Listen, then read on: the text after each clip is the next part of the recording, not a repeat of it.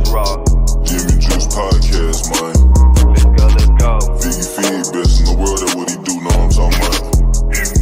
Ryan Rock, born and raised in the H-Town, Houston, Texas. Know what I'm saying? Let's go.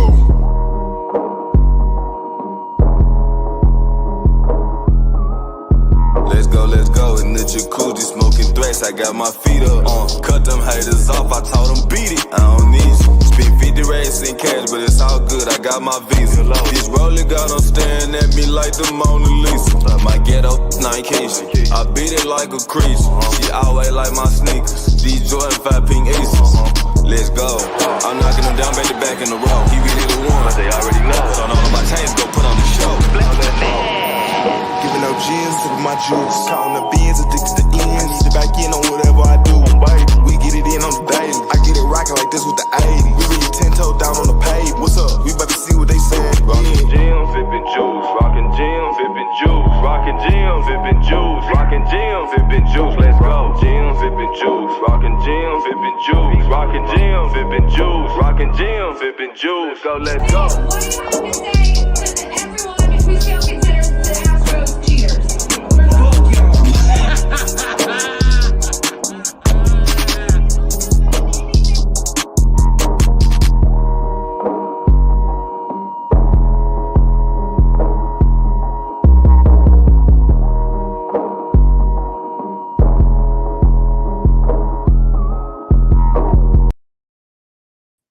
Oh, yeah. Oh,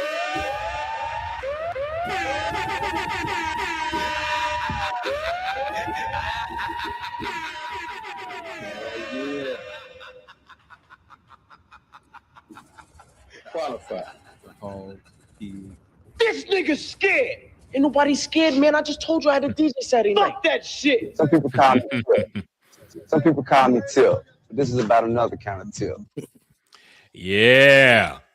What's up, everybody? Welcome to another exciting edition of the podcast. We're back at it. Hope y'all are all safe and warm and ice-free. You know, hey, double entendre. Don't even ask me how. I could drop that and you could be like, is he being political? Or is he talking about the weather? So, yeah, man, got to keep it on the low. But what's up, everybody? Back at it again for another podcast. A lot to talk about. Some new music dropped. A little snippet of some new music dropped. Some other stuff to talk to, sports and whatnot as well. Let's get into the fucking sports first, man. First off, Figgy, we know you're going to the Super Bowl 60. Yeah. Are you hyped up for the Super Bowl? Are you hyped up to be out there in Santa Clara, California? Yeah. I think we mainly gonna be in San Francisco. I think in Santa Clara they're gonna have the actual Super Bowl there. Okay. At that stadium. But yeah, I'll be in San Francisco, man. I'm excited about it. I've never been to San Francisco before. So I'm super excited. Make sure y'all follow me on Instagram at @TheFiggyFig. I'll be posting everything, getting the stories, making reels and all that stuff. So yeah, I'm super excited about this, man. Yeah, man. Hope you have a good time, bro. Yeah. You guys don't actually go to the game though, do you? Nah. It's way more difficult to try to go to the game, especially if your team is not in it. Yeah. A lot of people usually take off probably that Friday, or at least the radio people take off that Friday before. I do wonder if the Texans made it, and we'll talk about that in a second. If the Texans made it, would 6'10" people be able to get in? Because I think all the years I've been doing the show, they've never actually gone to the Super Bowl itself. But I wonder if they would actually be able to get tickets if the Texans had made it. Yeah, I think they will make. I think some of the media people will actually be able to go. I think because we actually had that conversation because we thought it was a strong chance they could make it, and you got to kind of plan ahead. So we definitely would have stayed for the game and all that stuff. I'm not sure how strict it will be as far as credentials, because I got a season credential, but I'm not sure if things change if they limit the credentials for Super Bowl and all that stuff. If I would get left out and they would, only have it for certain people. Yeah, I figured they might be very limited. They might just put like the show host maybe. But hey man, I'd be happy if I could get in and just be at the fucking nosebleeds and shit. Like I don't even care where I would be. It would be hype to just be at a Super Bowl. Yeah. No, for real. So yeah, now Super Bowl 60 is now set. The matchup is set. It's the Seattle Seahawks versus the New England Patriots, a rematch.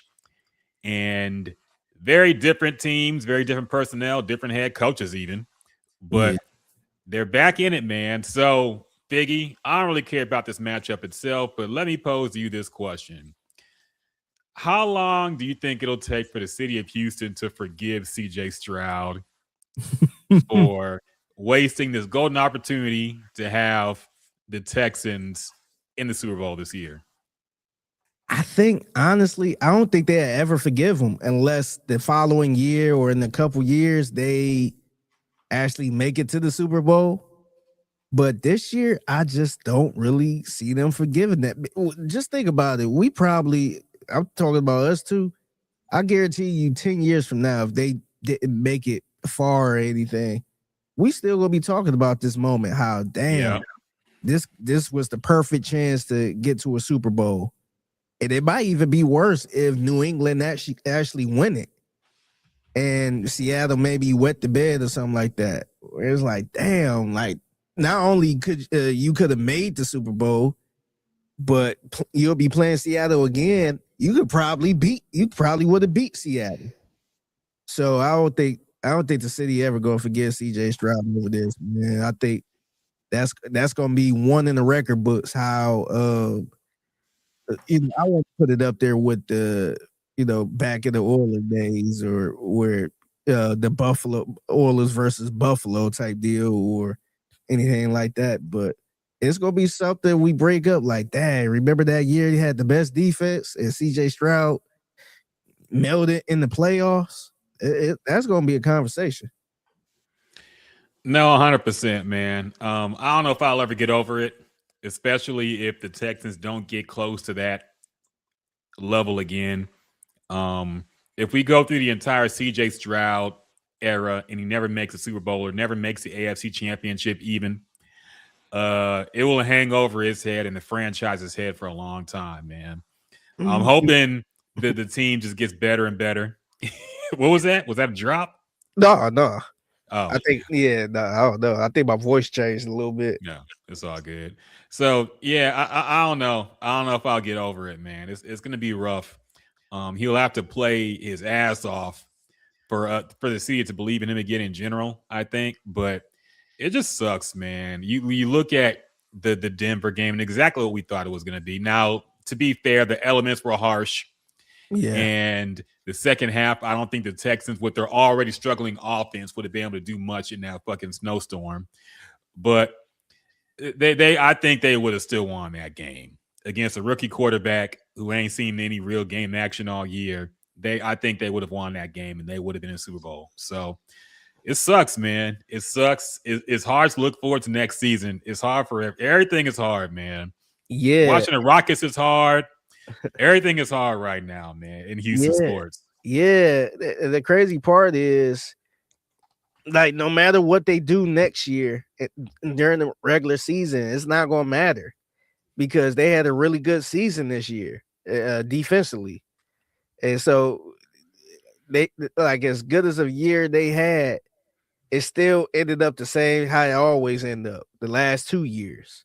So now it's like, man, they could be 13 and 4 or whatever the record is. They can win 13 games, and you still gonna be like, man, I gotta believe it to see it in the playoffs. I got to see something in the playoffs. So that's gonna be hard. I mean, I could be lying and I could be drinking the Kool-Aid if they start off 5-0 or something. But it seemed like that was a waste, man. Especially seeing how everything played out now. Yeah, no, it really was, man. It was a wasted season. It almost feels like all the accomplishments, the way the team battled, and now we're still on the outside looking at a team that we faced and should have beat. And yeah, it just sucks. It sucks. It's hard to look forward to next season. It's hard. I know even your dog having a hard time, man. He needs comfort. He's thinking about CJ Stroud. So yeah. All we can do is just look forward to I don't know, something else. Not Houston sports right now. Maybe the Astros is going to be really good next year. Who knows? But the Dodgers keep buying everybody up. So there might be a lockout and all that shit too. So who the fuck knows, man? Yeah. World's coming to an end. Yeah. It's over. So let's talk about, did you listen to this little J. Cole EP? I didn't even ask you about this for the podcast. Did you listen to this J. Cole EP? I did. I checked it out. Yeah. So J. Cole put out a little EP mixtape thing hosted by DJ Clue, kind of in the vein of those old, early 2000s New York mixtapes. Yeah. Rapping over several classic New York beats. He rapped over Victory by Biggie. Also, Black Rob, Can I Live? Not Jay-Z. Also, I think Money Cash was what was it? Oh, let me see. Money, Power, Respect. I think he rapped over that. That was it, yeah. Then he rapped over what was the last one? It was, I think it was Who Shot You? Yeah, Who Shot You? Yeah. So classic beats. Figgy, I want to get your take on it first. What are your thoughts on it? Are you more excited for the J. Cole album coming this month, or are you still kind of, it's J. Cole? I think honestly, I'm still. This project didn't change my opinion on how excited I am to see to listen to this album. I don't think it moved me that much. It didn't. I guess it didn't make me not want to listen to it, and also didn't get me excited for it. I did like that he used DJ Clue. I thought that was dope. That was kind of nostalgia a little bit. Just hear the DJ Clue. I kind of like that era. So I did appreciate him doing that. I did not really care for the rapping as much, man. To me, the Victory beat, that's a tough act to even. I know a lot of people said Biggie and Lloyd Banks are the only ones that could rap over that beat. I didn't even like Lloyd Banks rapping over it, to be honest. But I totally get it, man. That's probably the best person that did rap over that beat. But I didn't like it. But it seemed like that beat was whooping his ass, man. It seemed like he was a little bit doing the off flow type, the off beat type flow. I just thought that was kind of a mistake. I think that's a mistake if anybody rap over that. And then the other beats, the ones we just named, I also feel like that's kind of a mistake, man. Those are legendary beats, and those type of the beats really Jay-Z rapped over. Jay-Z rapped over Can I Live? I think it was on Hot 97. That was a classic freestyle. He obviously rapped over Who Shot You? And Money, Power, Respect. Those are tough acts to follow, man. I appreciate the effort, but I feel like that was those beats were kind of whooping his ass. And that's weird to say coming from somebody like a J. Cole. You'd think a lyricist can rap over anything, but it seemed like he was just it seemed like he was flowing too fast. He was just doing too much. He wasn't really flowing with the beat. So, like I said earlier, I don't think that didn't turn me off from listening to his new album. So, I just kind of set that to the side. But I did appreciate him doing it with DJ Clue, man. It's just kind of bring back memories. I kind of wish we got back a little bit to that era. I know people always doing stuff with DJ Drama, but I feel like at one point it was only DJ Drama, man. It's good that somebody actually went at the DJ Clue. I just like that sound, man. All of his drops and all that. But I didn't really care for the freestyles, man. And that's saying a lot coming from me. I'm not really a big J. Cole critic, but this one I didn't really care for it. Yeah, it's funny because but first with the DJ Clue point, um, I think we kind of romanticize that era a little bit because I remember back in real time listening to those mixtapes, I got annoyed with the fucking drops. I got annoyed with the DJ Clue is one of the worst with it too, and the fact that he wasn't actually a real DJ. He wasn't mixing or spinning. He just played records and screamed a lot. That was the start of that era, though, man. Because that's when I first got introduced. Because I was kind of like you. I'm like, can you shut the fuck up, man? Because mind you, you'll be listening to an exclusive song. Mm-hmm. So you like, man, can you shut up? And you trying to bump that shit, and you don't want to hear no DJ yelling all over the song. But I just think, I just think about the memories of, him doing that before Jay-Z song. Yeah. And just different type of classic songs where you was like, yeah, you know what time it is. Kind of get you excited a little bit. So yeah, that's the part I liked about it. Yeah, this was a cleaned up version of it. But if you actually listen to those podcasts, there's a reason why back in the day when I used to search for songs on LimeWire, you had to put no DJ in it because 9 times out of 10 you pull up the DJ Clue or DJ Drama version with them screaming and yelling all over the track. Yeah, and it gets super annoying. The worst was like the unknown ones. You used to have I don't know if you remember this one, but Big Mike.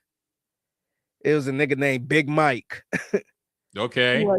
And it didn't even sound clean as DJ. It's just like Big Mike. I'll distort it. Yeah, I'm just like, and then DJ Envy was doing the same shit too. Mm-hmm. Where it was just like everybody was pretty much imitating DJ Clue. And yeah, like, and I kind of get it. You get an exclusive song, you want to make sure everybody knows it's off your shit. But it was super annoying as a listener of the music to want to hear, oh, they got this new Dipset song that's not even out yet, and then it's screaming all over the shit. So, DJ Drama King, Mr. Thanksgiving. Yeah, like, all right, man. Mr. Slap your favorite DJ. Really, I think Playboy Carti actually brought that era back the most faithfully with his last album with that Swamp Izzo all over the songs. Yes, that's how it sounded back in the day. Swamp Izzo, every song had 50 Swamp Izzo drops on it, and it was the same one every single time too. Yeah, I actually like that too. I don't know. I think he did a good job with that. I know it was a lot, but I kind of like that. That swamp.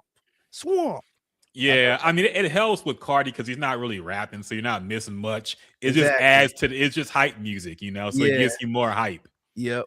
So he did a good job with that. Mm-hmm. Going on to the mixtape itself, it's funny, dog. I had the exact same take you had about Victory. That's actually what I was gonna say first, but then I'm like, let me see what Biggie thinks. I had the exact same thought hearing that song, man. Some songs, some beats should not be rapped over again. I don't want to hear nobody rap over Dear Mama. I don't want to hear nobody rap over Juicy again. I don't want to hear nobody rap over Victory. Like there's certain songs I just don't want to hear people touch. And I don't think you can touch. What Biggie did to Victory can't be topped.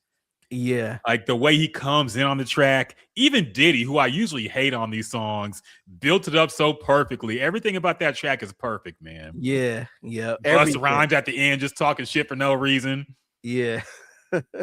You can't top what Biggie did on Victory. And anytime somebody tries, it makes me cringe. Because like, y'all can't do it. Y'all can't do it. Leave the beat alone. Yeah, the production on there was perfect. I think that Stevie J made that. Who made that beat? It wasn't. I don't even know. Yeah, it was somebody around that time that made that. Somebody that was around there, associated with it. But man, that shit was amazing. It was nothing else needed to be added. Busta Rhymes didn't even need a verse on there, man. Yeah, he was perfect for the hook and all that. So it was Stevie J. Yeah, you're right. It was Stevie J. Okay. Nah, that was perfect. Man, that was the Rocky. That was the song from Rocky. Yeah. Honestly, me listening to the original Rocky one, that don't even sound right to me. Yeah, and it's a good song too. Yeah, it's a great song. Yeah. I usually play it on the show sometimes to get hype, Mm-hmm. and I'm just like, man, I just wish I could play the Victory one Yeah. because that shit, I get goosebumps every time I hear that song. Yeah, the loop is just perfect, man. It hits, and the shit. Biggie went off on that song, man. He really went. He was in his bag when he Yeah. recorded that shit. So, yeah, I don't want to hear J. Cole on that. All right, he could rap over some other New York shit. I didn't want to hear him on that. Everything else was just okay.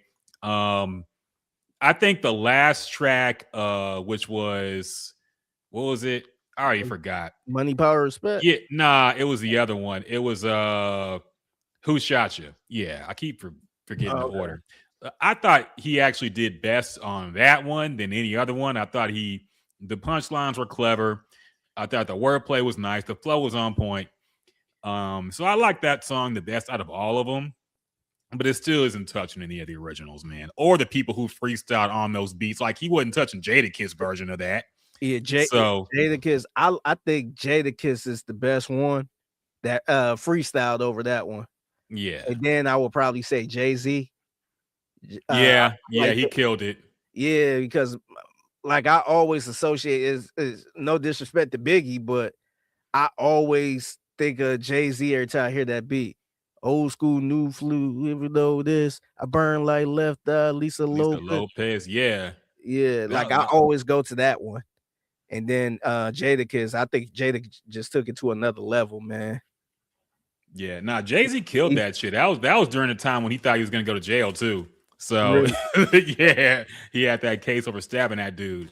So yeah, but that was a hard song, man. And J. Cole, like, look, he's doing the punchlines didn't really hit me hard. The lyricism was, it's J. Cole. He can rap, but the content of the songs had me a little worried about the album because I'm worried if he's doing a De La Soul stakes is high type thing here about I'm sick of the rap game. Rap game fake. The rap game fake. All it is about numbers. Streams. Yeah, all it is streams, and your tours ain't doing good.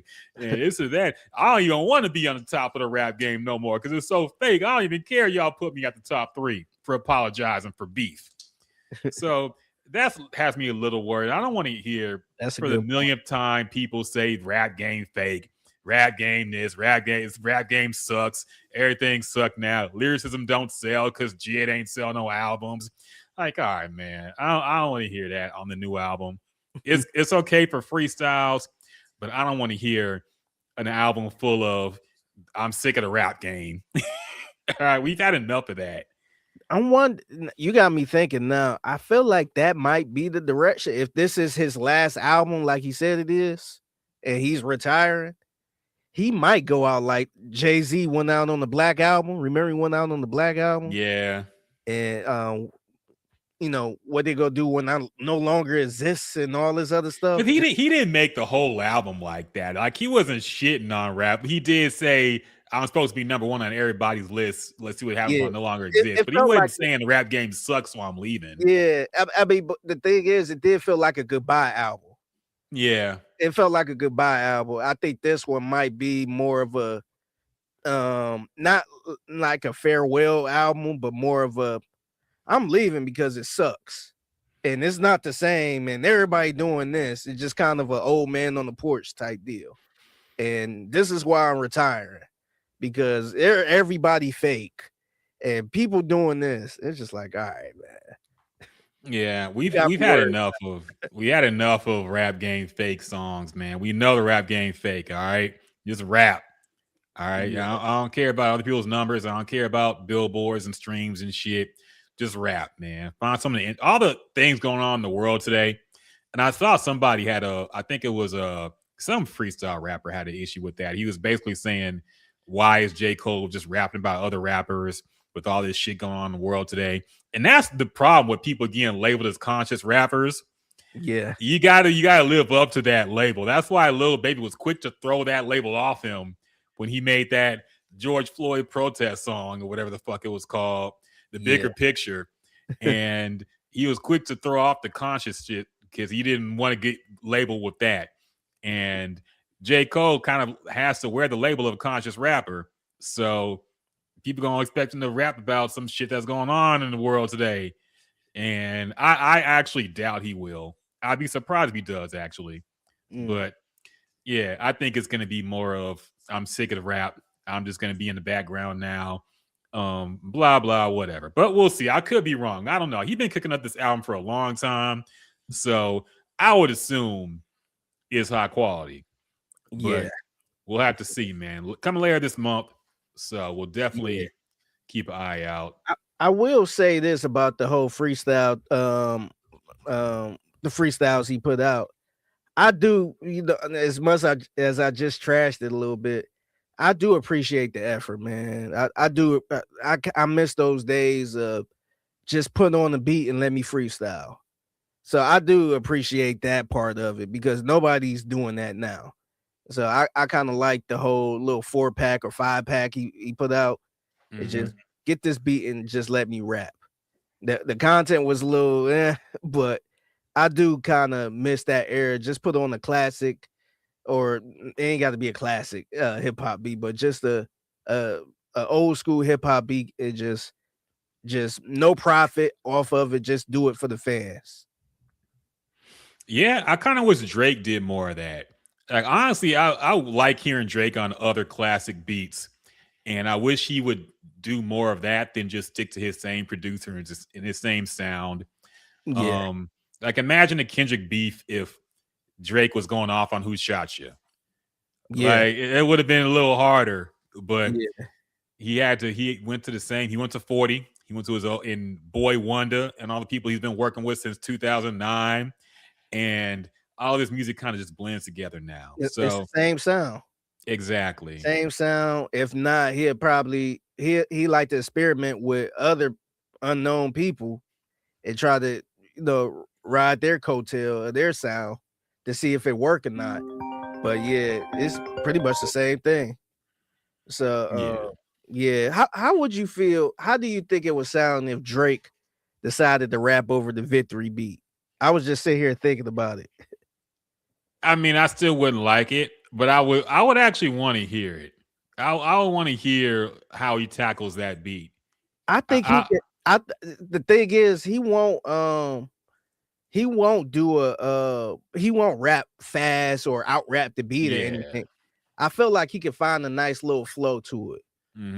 So one of those little simple flows he be doing, I could see him doing something like that where I'm like, that might not sound as bad. Yeah, I would like to hear it. Now, I'll sound like a hypocrite now since I said I don't want to hear nobody rap over it. But I would like to hear how Drake tackles it. I don't think he'd do a great job with it. I mean, he's not going to top Biggie, but I would want to hear how he tackles the beat and how he flows on it and the kind of punchlines he would drop.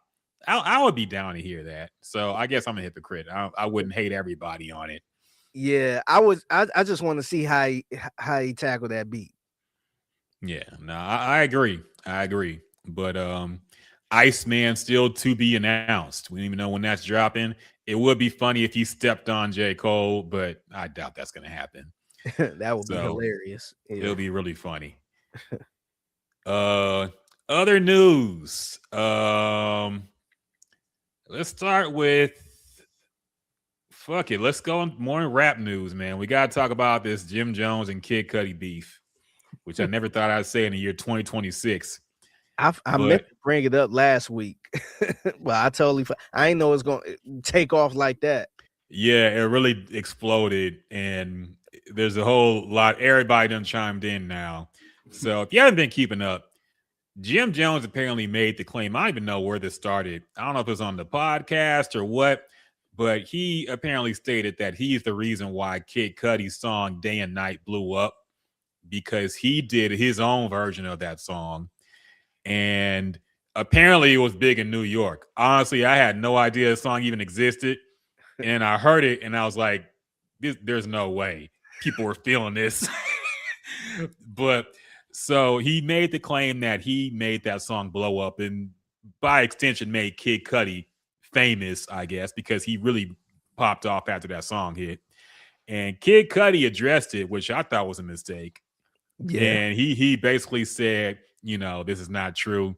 and defended himself and said, no, the original song was way bigger. Obviously, the numbers support this. And now it's been the internet versus New York, where New York is trying to argue that no, this song was actually huge in New York. The Jim Jones version was huge in New York, and is the reason why people know Kid Cudi and heard his version was because of the Jim Jones version. And everybody else was like, all of us around the country have not even heard of this Jim Jones version. You look it up on YouTube, and it doesn't even have like a fraction of the views that Kid Cudi's music video has. And so nothing seems to really support this, but New York people are standing 10 toes down on it, trying to prove that no, Jim Jones was actually that big and he actually made it pop. So, Figgy, what are your thoughts, man? I know you were a Jim Jones fan, also a Kid Cudi fan. So where do you stand? First off, did you know there was a Jim Jones version of Day and Night? And did you enjoy it? So what you said at the beginning of me being a Jim Jones fan, I actually did know. And crazy as it sounds, me being from Cleveland, Ohio, that's actually how I've discovered Kid Cudi. Oh shit. Oh shit. Is. And see, and I'm the outlier because I think somebody tried to call me out on social media over this. I'm the outlier, man. I'm not saying everybody in Cleveland was playing this song. I'm not saying everybody in Cleveland was playing Jim Jones or any of that. But I used to download a lot of Jim Jones mixtapes. I wish I had the name of that mixtape it was on. But I used to download all of his mixtapes. Whatever he got, I used to download it from live mixtapes and all that. And that song was on there. And I just remember that flow. I'm like, I didn't know who that was. But it didn't have the whole song. It just had his verse on there. And then the hook. And then it was over. So that was my introduction to Kid Cudi. Eventually, I seen the original video on 106 in Park and all that. Mm-hmm. And then, mind you, I still didn't know he was from Cleveland. I didn't know he was from Cleveland until he was on 106 in Park. And he mentioned Cleveland, Ohio. I'm from Cleveland, Ohio. Man, Cudi wasn't popping in the Cleveland streets. Jim Jones was more hot. Damn. To be honest, he wasn't. He did have his moments in the local Cleveland market a little bit because he used to roll around. Remember a friend of the show, I had a guy on by the name of RTN Shank. Yeah. Okay. He did a few things with Shank. It was him, Shank, and King Chip. They I think it's a picture out there. They were on mixtapes together and all that stuff. This was early on, but during that time, Kid Cudi wasn't Kid Cudi. And eventually he ended up moving to New York to pursue his, music. But it wasn't until he was on 106 apart and said he's from Cleveland. And I remember this. I remember being on Twitter and just seeing everybody. This was back when everybody used to watch the same stuff and live tweet. And I seen some people like, dang, I didn't know he was from Cleveland. It was people from Cleveland was like, wow, I didn't know he's from Cleveland. But because he wasn't like the popular Cleveland artist. Mm-hmm. Because nobody really knew who he was like that. But yeah, I ain't gonna lie. I discovered him from Jim Jones, but I'm the outlier, man, because I probably was the only nigga listening to Jim Jones in Cleveland as much as I was. Shit, I bought that fucking Dipset Christmas album, man. So yeah, I was a sick fuck, man. But however, man, with the whole conversation about New York versus everybody, I do think they kind of fooling themselves, man. That's, to me, everybody outside of New York is saying they never heard that remix before. So I don't understand how people is trying to spin it in a way, pretty much saying Jim Jones made it hot and kind of made his career a little bit. To me, it just really don't make any sense. And if that remix, just think about the logic of it, is that if that remix was that hot, they probably would have spent that and made that the single and not call it the remix. It would be Day and Night featuring Jim Jones. the record label would have took that and made it the single, because that's not the first time they did that. So to me, it just didn't make any sense. And this was around the time too, Jim Jones, he was rapping over stuff like that. And Jim Jones also put me on to what's the white dude named Asher Roth. Yeah. That's where I first heard the I Love College. Oh, because wow. he was rapping over that. And so I'm like, I didn't know who he was either. So I'm not saying, I mean, are we saying he made Asher Roth? So I don't know. I just think New Yorkers sometimes they be fooling themselves. I seen not Jim Jones, but Joe Budden talking about he could hear the jealousy of everybody that's not from New York. Like, dog, y'all sound crazy right now. Y'all sitting there over here trying to take credit for Kid Cudi. And I know he lived in New York and, was working his way locally in New York. But I feel like New Yorkers have a hard time trying to admit that certain artists in New York are really local acts. Like, dog, Jim Jones, as much as I love Jim Jones, he was kind of a local act, man. I don't think everybody all over the world or all over the country was just tapped in with Jim Jones. Now, everybody, I'm sure people did listen to him, but people just fail to, I think New Yorkers fail to realize that, hey, it's nothing wrong with him being a local, considered a local New York artist. Like that's totally fine. But and then I heard people trying to say, oh, well, he recorded the song in Brooklyn. It's like, what the fuck that got to do with anything? Home Thugs and Harmony, I'm sure they recorded all their songs in Los Angeles. Yes.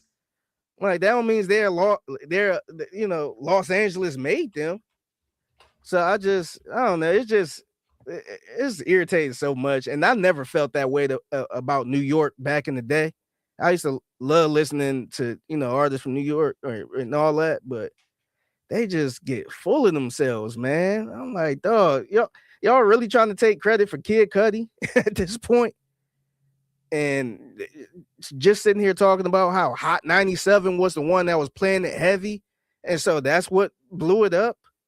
Like, come on, man. Let's be for real, man. Yeah, New Yorkers tend to think that New York is just the center of the universe. And I get it's a very popular city, very popular tourist attraction. Everybody who visits America has to go to New York at some point. They have a lot of landmarks. And look, I wouldn't mind visiting New York at some point. I've never been there. I wouldn't mind visiting. But they tend to think their city is the focal point of everything. I remember, Knicks fans are still some of the most annoying sports fans you will ever come across. I still remember, they still say things like, oh, the NBA is a lot better when the Knicks are relevant. And the Knicks haven't been relevant in like 30 years plus at this point. And the NBA's only gotten bigger and the audience has only grown. And they've only made more and more and more money every year. Yet somehow the Knicks are responsible for any of that. Half the time they can't even make the fucking playoffs. And somehow the Knicks are driving any of this. No, nobody cares about the Knicks anymore. Yeah. So the same with the hip hop scene. Every time there's a new rapper out in New York, they got to gas up the New Yorkness. We saw it with Designer. We saw it with the chicken noodle soup with the soda on the side. Remember that shit? That was some New York shit. They try to act like, I forget who sang that, but every day was Young B at the time. Yeah. All these mid acts that they tried to hype up as the savior of New York. Even recently, to be honest, remember they were hyping up Tekashi 6ix9ine. Yeah, they were hyping up Ice Spice. They Ice Spice too. Yeah, they were trying to say, "Hi, she out of here" and all this other stuff. Like, what's she been doing lately? Like musically.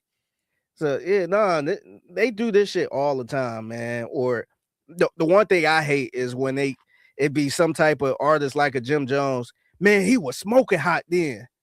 This is like smoking hot where? But and this is a Jim Jones fan. You talking to a Jim Jones fan, man. Where I purchased everything he released, and nobody was sitting here Jim Jones wasn't all over. You would like outside of the balling song.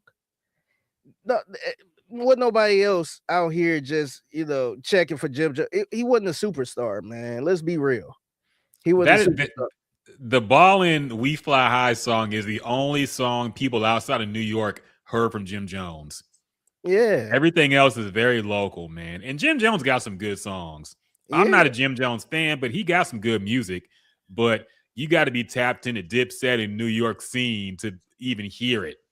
And if you're anywhere outside that, unless you're somebody like you who's just a hardcore Dipset fan, you're not going to hear any Jim Jones music. You're not even going to know he was releasing these mixtapes in the first place.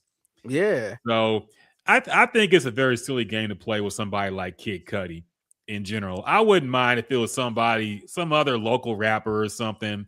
But Kid Cudi, first off, I think Day and Night is low key like one of the best debut singles from a new artist ever.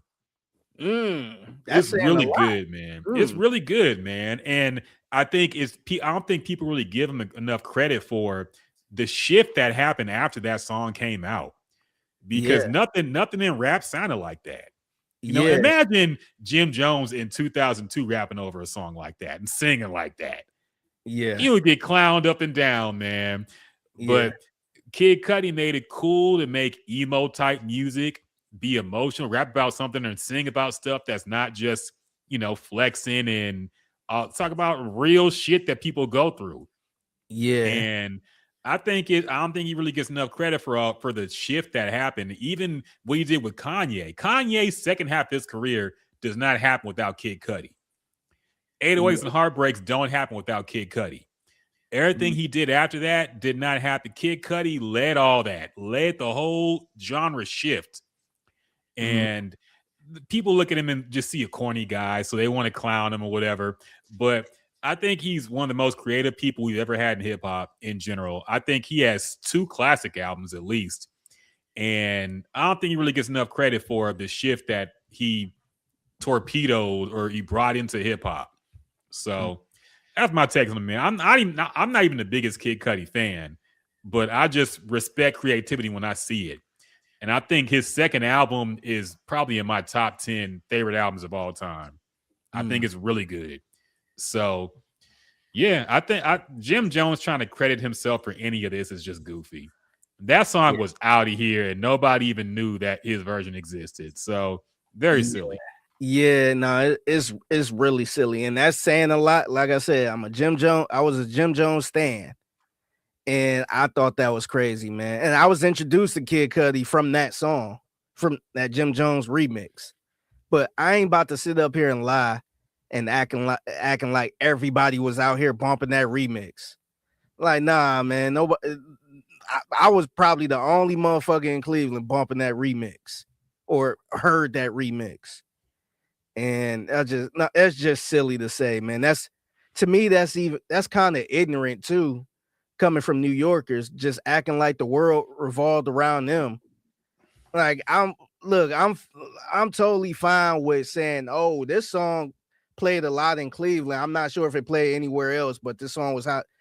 I would understand it if he said, I got the song kind of hot in New York. Like people in New York wasn't familiar with it. And I helped it get on the map in New York or something like that. To me, because just think about this part too. How you think New Yorkers would feel if somebody out here said, hey, Gucci Mane is the reason French Montana is hot. Or Nicki Minaj, Gucci Mane is the reason Nicki Minaj is known because he put her on one of his songs when she wasn't even popping. Like is that like would that be crazy? You think they will be like, yeah, that's kind of accurate. Like, nah, they ain't gonna appreciate that shit, man. So I don't know. It's just ignorant, man. It's just some New York cockiness. And dog, y'all got everybody, y'all got a bunch of people y'all can claim. And y'all sitting here trying to claim a nigga from Cleveland. That's the part that get me. Yeah. Like, y'all want to claim Tupac too? Y'all want to say, hey, technically Tupac from Harlem. He was born in Harlem, so he hard. Like, come on, man. They actually do try to say that though. I they know. do try to claim Tupac. And that's pathetic, man. And look, I know technically he was born in New York and all that shit. Went to school in Baltimore. But come on, man. Let's be real. Let's be real, man. That Tupac is a West Coast artist, and he put himself there.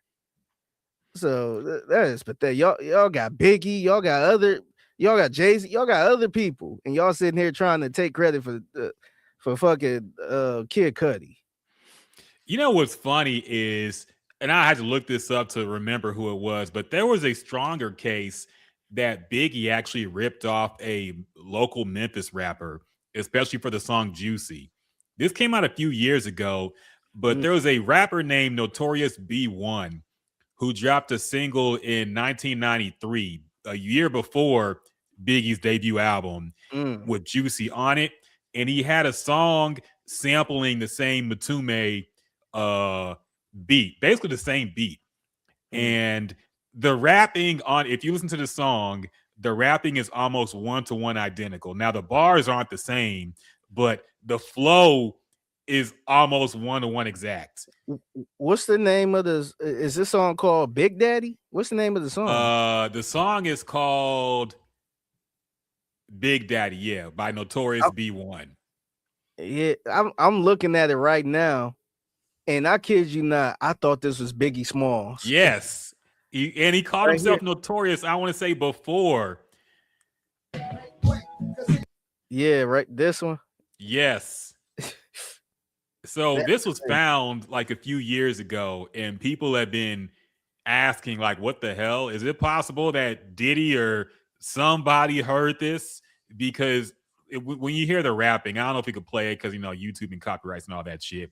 But listen to it on your own, and you'll see. Like, again, this came out a year before Biggie put out Juicy.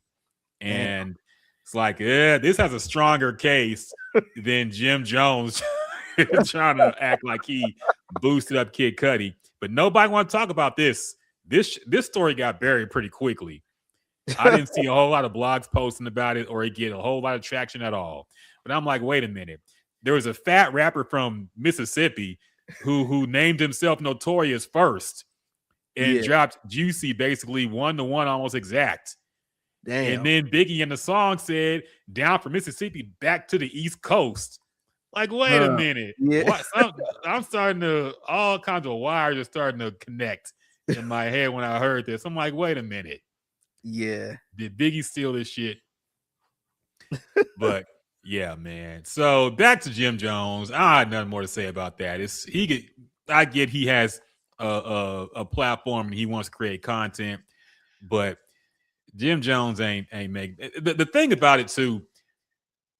I gave it a listen because I'm like, okay, maybe he did something different with the song that made people really feel it. It's the same shit. It's just worse. It's the same flow. It's the same singing. He copy pasted the entire song, just wrote different shit to it. Yeah, but it's the exact same flow. It's the exact same cadence, exact same singing, but not as good. And it just sounds bad because it's Jim Jones, a hard New York rapper trying to sound emotional. Yeah. So that's the thing to me. It's like, even if you want to take credit for it, you got to credit the original person you stole it from. Yeah. So it's crazy. And then I think the other thing too, it show you how ignorant New Yorkers is, because they was talking about how 97 played the Jim Jones version in rotation. So why y'all ain't play the original one in rotation then? Yes. That's to show how cocky and ignorant they can be. Mm-hmm. Like, dog, so you pretty much saying you ain't even give a fuck about the original song. You just played it because a New York artist was on it. So like, nah, it's just, I don't know. I seen B Dot just going to war over this. And I was just like, dog, just give it up, man. Like, you ain't got to claim this song, man. You could, like, hell, he could say I wouldn't even push back if he said Kid Cudi, once he moved here, he blew up. It's because he was in New York. I wouldn't have pushed back over that. But it's just like, come on, man. You think everybody in the world discovered Kid Cudi because of Jim Jones? Like, come on, man. Yeah, very silly. I really was surprised that people tried to stand on it and claim this was anywhere near true. But I think it's just people who saw New York getting dissed and wanted to jump in and try to defend it. I don't think they really believe this. I think they're just out of respect for their city, they got to stand up and try to back up this bullshit. That's all it is. That's all it. Well, he recorded the song in Brooklyn. Like, what the fuck that got to do with anything, man?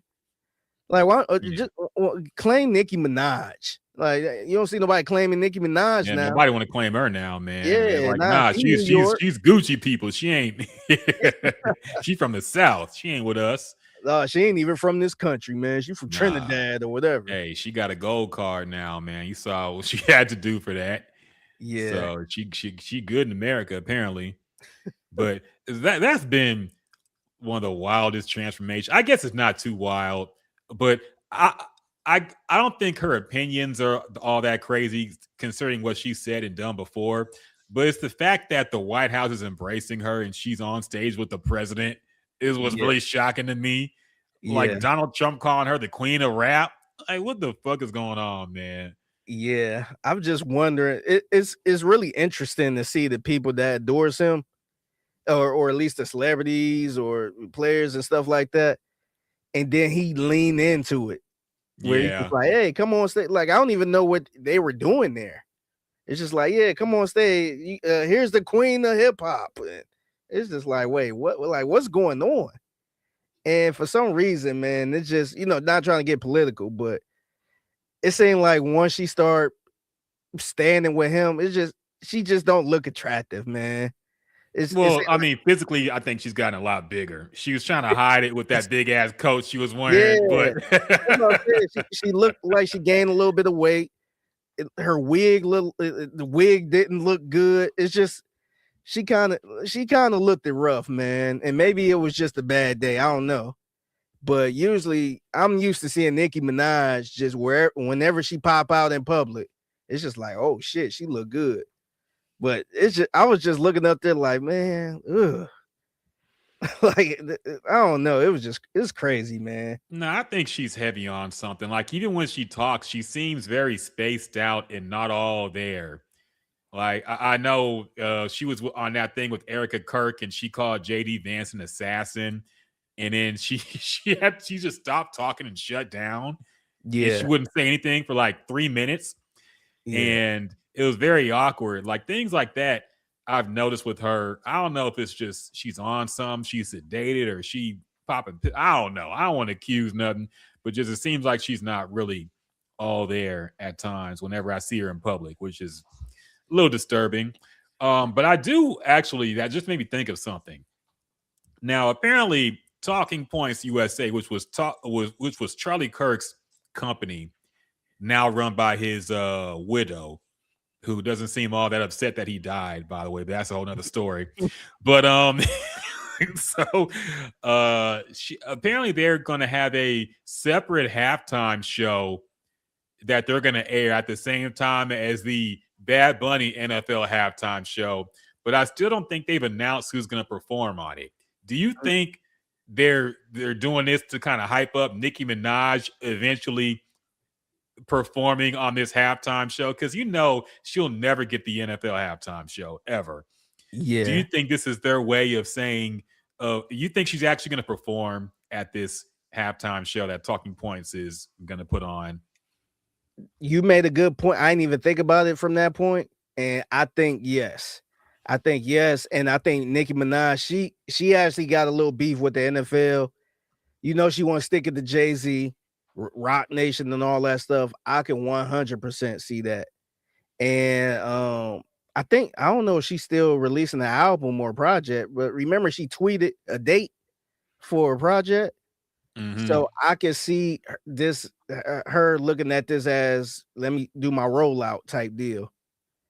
And yeah, I'm really curious because I've seen a lot of people turn their back on Nicki Minaj, like stands and shit like that. I'm really curious to see what her number's gonna look like or her impact look like going forward when she released some newer music. And I'm sure the MAGA people gonna try to jump on board and support it. Of course, of Yeah, course. yeah. But I'm really curious to see if the moves she been making, siding with Donald Trump and all that, if they're gonna put a big hit on her musical career. I mean, yes, but I think it's not going to be as big as Kanye's because she didn't go anti-Semitic with it. But people see her attacking Don Lemon, supposedly saying homophobic stuff. It's going to be hard for her to get out that MAGA bubble, honestly, because most of the entertainment industry is liberal, at least publicly facing liberal. And I don't know, like, is she going to be able to tour again? Who's going to go show up to her tour? She was already having trouble selling tickets before all this happened. So is she going to tour again? If she streams, will anybody listen or care? Yeah. She's already up there in age, which is already, the fall off for a rapper in general. And all the shit surrounding her. Yeah, the music career is pretty much done. I think she said she's retired from, I don't know what she said about the music thing. I think she might have said she's done making music and thank Jay-Z for it or some shit like that. She's trying to imply that Rock Nation is blackballing her. But I think the music stuff is over. But I looked it up again and it is confirmed nobody knows who's going to be on this Talking Points USA halftime show. Apparently, it will be broadcast live on TPUSA and Charlie Kirk's YouTube channels, as well as the organization's X and Rumble pages. And it will be on some other right-wing networks or whatever. But yeah, nobody has announced who's going to be performing. I'm taking a strong guess it's going to be Nicki Minaj, and that's why they're rolling her out in front of all this the MAGA people to try to drum up some excitement for it, because they just put her out there cold. People would be like, what the fuck is this? Yeah. They have to double down on the fact that, yes, she is with us, guys. She's right wing. Yeah, she's MAGA. So they're doing the rollout before they announce that she will be performing at the Talking Points USA halftime show, I think. Yeah. Yeah, no, I could 100% see that, man. It's crazy. I would have never guessed this. Yeah, I don't think she'd be the only one. No, I'm sure it's gonna be like Kid Rock and some other. I don't know if Jelly Roll is MAGA or not. I don't know if he'd do it. Probably not. But I'm sure it's gonna be some other people. But she's the only person that people would actually recognize that's under 50. Yeah. So did you see it was rumors that Ludacris was supposed to perform for Donald Trump or at a Donald Trump event? Yeah, Ludacris and Nelly. Yeah. And Ludacris pulled out and said it was some kind of miscommunication. But now I ain't hearing nothing from Nelly, so I'm assuming he went ahead with it. Nelly been kind of open with it a little bit, Yeah, though, man.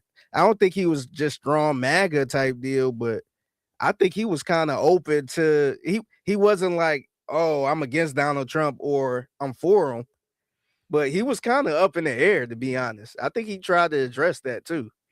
I mean, I think he was honest with it. He said, look, Obama and the Democrats ain't offering me no gigs or money.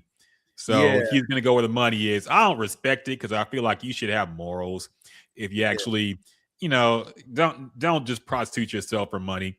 But whatever. If he just admits he's doing it for the money, whatever. But speaking of which, this reminds me of something else I meant to talk about on the podcast, but I don't know if we ever did. I don't think we did.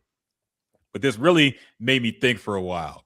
So there was a video, I think, on TikTok going on where somebody interviewed a bunch of college kids, or I think it was college kids, and showed them a picture of Nelly.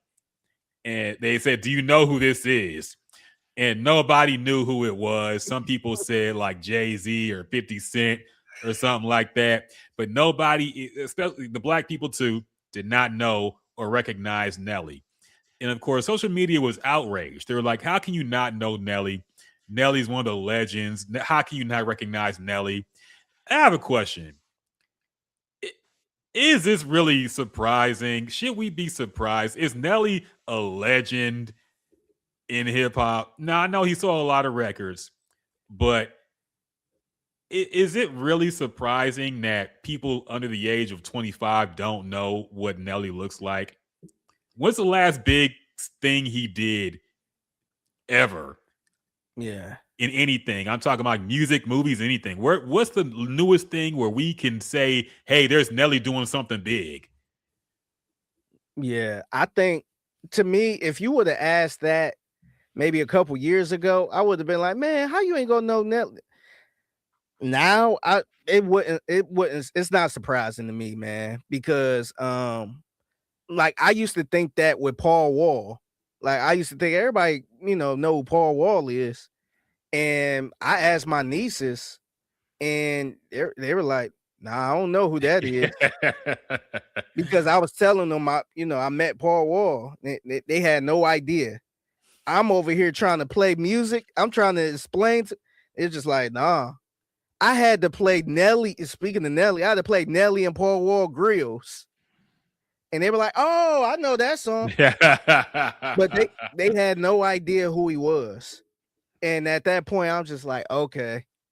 Like maybe it could have been a thing where what we talked about earlier, the whole local act, and this person was hot a little bit here, but everybody don't know this person. Maybe it could have been that.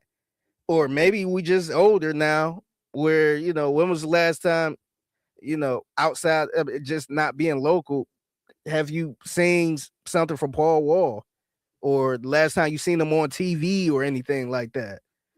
So I think it's no disrespect to anybody like that, but some of the names that everybody knows are the Snoop Dogs, or the maybe Ice Cube.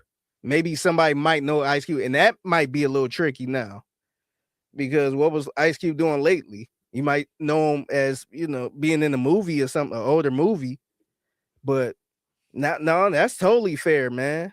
You don't see Nelly on TV all the time. So I think that's totally fair. It's not surprising. Yeah, I also think his music has not really aged well in general. Be honest, how many Nelly songs you got in the playlist, man? Like, honestly, I I'm think not saying he never made good music, but he's never made anything I want to listen to now in 2026. I don't go back to any of his old music, really. What it is with Nelly, I think Nelly is officially that 2000s artist. Yeah.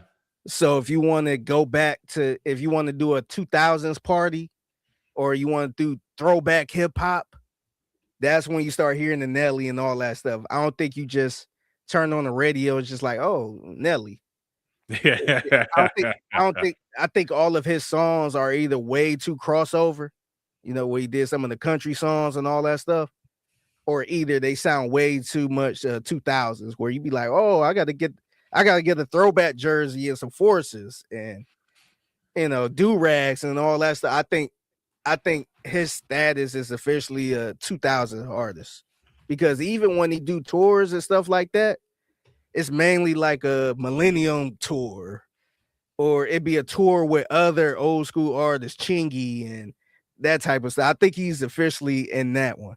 Kind of like how you look at, let's say, I wonder if it's fair to use Brandy in this conversation. If you're thinking about some 90s R&B, let's say you got like a 90s R&B tour going on, and you got the typical Monica, you got Maya, you got Brandy, you got certain artists like that. I feel like they are in that type of group. I feel like Nelly is in that type of 2000s group, with the Bow Wows, with the whoever was hot during that time. So with the even Ludacris, to be honest, I think you put at this point, you kind of put Ludacris in that category. No, 100%. But I think Ludacris's music in general is more re-listenable than Nelly's. For some reason, Nelly, some of his stuff, even back then, I didn't like that song he had on the Bad Boys 2 soundtrack that was played all the time. The Shaking Tail Feather. Low. I hate that song, man. Yeah. And that's what gets me. I think his beats were bad in general. Even like he has some good ones, but in general, that was just a bad era for beats. I don't really go back to a lot of early to mid 2000 songs, mainly for that reason. The production is just bad to me. That's that jazzy fizzle product shizzle era that I hate so much, man. That sound, I just don't like it. Yeah. But That was kind of the I want to say that St. Louis sound too. Because yeah, they had a unique sound where it was just like, it's cool, but only they can rap over that. It wasn't like a beat where you could just put on in the cipher and everybody going off on it. It's just exactly. something unique for them, and it was only working for them. Because even if you listen to the what's the Air Force One song, Yeah, super corny. just play the instrumental of that. You're gonna be like, but they made it sound cool though. Yeah, low key, I always hate that song because I felt like that blew up Air Forces to the point where they were super expensive all of a sudden, and It they kind of still are corny to to this wear. day. Yeah, It kind of got a little yeah. corny to wear. He did not have to make no song about Air Forces, man. That really blew up the spot for us. Get to stumping in my Air Force One. Stumping in my Air Force One. I think the one song he has that's actually aged well is Ride With Me. That's a nice, chill song you put on anytime. But all this other shit, I forgot all about that Air Forces, man. That shit was terrible. Yeah. Very, very, very cheesy era in general. Yeah. I'm trying to think of a Nelly song that I actually liked, that I actually had on repeat. I don't think I had one. Like, I didn't even like the song. Remember the song Pimp Juice? Yeah, I hated that song too. I couldn't stand that song. Yeah, nah, he very, very overrated rapper, maybe. And I respect everything he did. I respect, he was competing at a time where you had the juggernauts out there, man, and he was still getting number ones. So another song I thought was kind of corny. And number one, I am number one. And remember KRS-One had beef with him over that? Yeah. 2 is not a winner and 3 ain't gonna contend. Yeah. Nelly, he went through a lot and let's be real, he took a lot of heat too because he was kind of rap singing and people was out here calling him an R&B artist. Which some of the songs you could make a case that it was more of a, not really a rap song, but he was early on to that. Nah, he took bullets. I don't think people forgot. Remember that what was that video? It was the tip drill. Oh, yeah. The tip drill was very controversial. I didn't even like that. I didn't even like that song, bro. The song was terrible. But nobody cared about the song. They cared about the video because it was basically softcore porn. Yeah. He had to go on Oprah and talk about that shit. It was a huge deal for people back in the day. For some reason, now you look at the video and it's very tame. Yes. The local underground rapper got a music video on YouTube more hardcore than that. Yeah. But for some reason, that video, which was only played like at midnight on BET, was super controversial because at the end he slid a credit card down a woman's ass. Yeah. And that was a part that was super controversial. That's what Oprah was talking about. She got very upset about that part. Yeah. So, yeah, very unserious era. Man, that's wild. Other thing, let's talk on sports real quick because this is kind of breaking news-ish. So Giannis is apparently officially, maybe possibly, probably out of Milwaukee, either by the trade deadline or by the end of the season. And of course, everybody is making their little trade packages for the Greek Freak. I don't like calling them that. But everybody wants to make a little fancy trade. And now, of course, the Rockets are getting thrown in there too. I saw Kendrick Perkins talk about how Giannis should go to the Houston Rockets. They should make some kind of play for him. Of course, they have to give up a lot because this is a superstar still in his prime. And yeah, so Figgy, what are your thoughts, man? Do you want to see Giannis in Houston? Would you be down for whatever they have to get him? And do you think he would help this team win a championship? I'm a little torn on this, to be honest, because some of the trade ideas I saw, I would have did it in a heartbeat. I seen the trade idea. I guess what they kind of guessing what he'd go for, and I see somebody say Shagun, and Fred Van Vliet and some draft picks, which is crazy. I don't think that's going to Come happen. on, man. That's No, it. No, that's why I said I'm like, if it's something like that, I would definitely do it. I'm really curious if I feel like Giannis ain't the problem solver for this team, because I think once you get Giannis, my guess you'll probably they'll probably give up Shagun, all the draft picks, but who give a damn about the draft picks? I'm guessing you'll probably give up a Reed Shepherd. They probably give up some younger talent, maybe Atari Eason or something like that. And yeah, I'm not sure who else you'll give up, but I'm worried about this potentially being what it was in Brooklyn or what it was in Phoenix when it comes to Kevin Durant and just creating these super teams, man. That's the one thing I'm worried about, and I'm not sure if Giannis will make them a championship contender. I'm not quite sure. I know he been hurt this year. Kevin Durant been healthy for the most part. And quite frankly, I feel like Amen Thompson been a little underwhelming this year. I thought he was going to take that next step. And they still need a point guard, man. I think the main thing is they need a point guard. So, honestly, I don't think I will make this trade right now. And that's only because I don't think that's going to be the problem solver.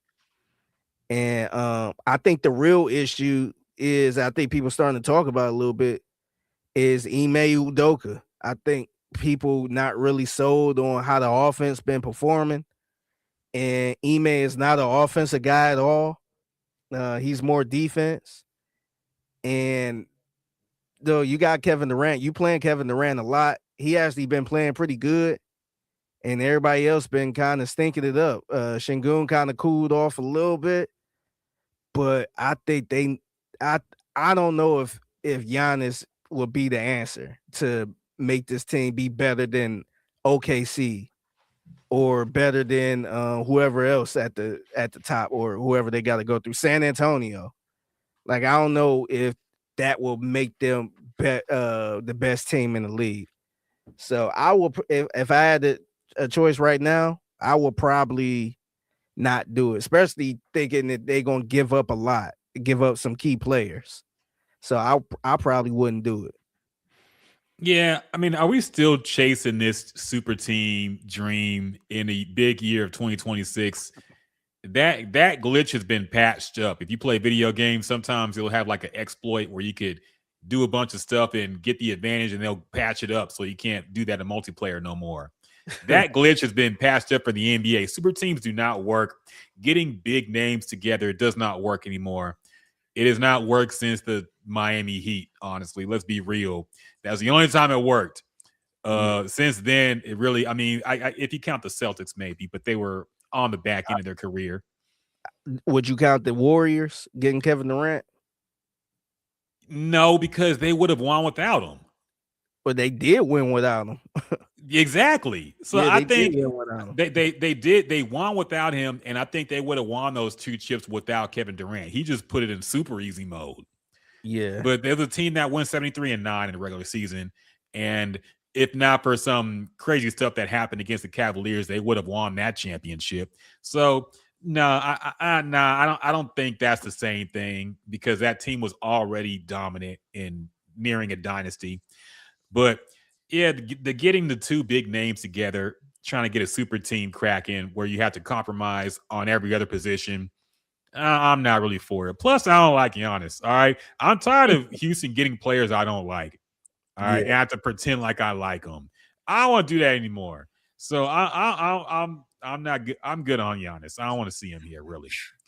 Now, if he did somehow come here, I would cope and be a fan. but since he's not, I don't want to see him in general, man. I just don't. Not really fond of that dude. You know, he's a great player. I respect what he does in the court, but his persona is corny to me, and I don't really want to have to hear him talk a whole lot. So, Yeah. yeah, just on my hater shit. How do you feel about him, the way he's been handling this? Because we kind of talked about it a little bit, or I talked about it with some other people on how he pretty much won out. And if you know Giannis and kind of how he's been rolling since he's been in the league, he always want to be a good guy.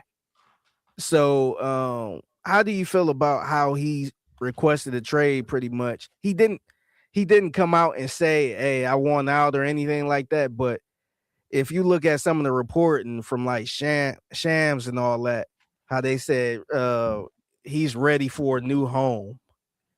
It'll either be this year or next season and all this other stuff. It's like it seemed like they kind of treating it very soft.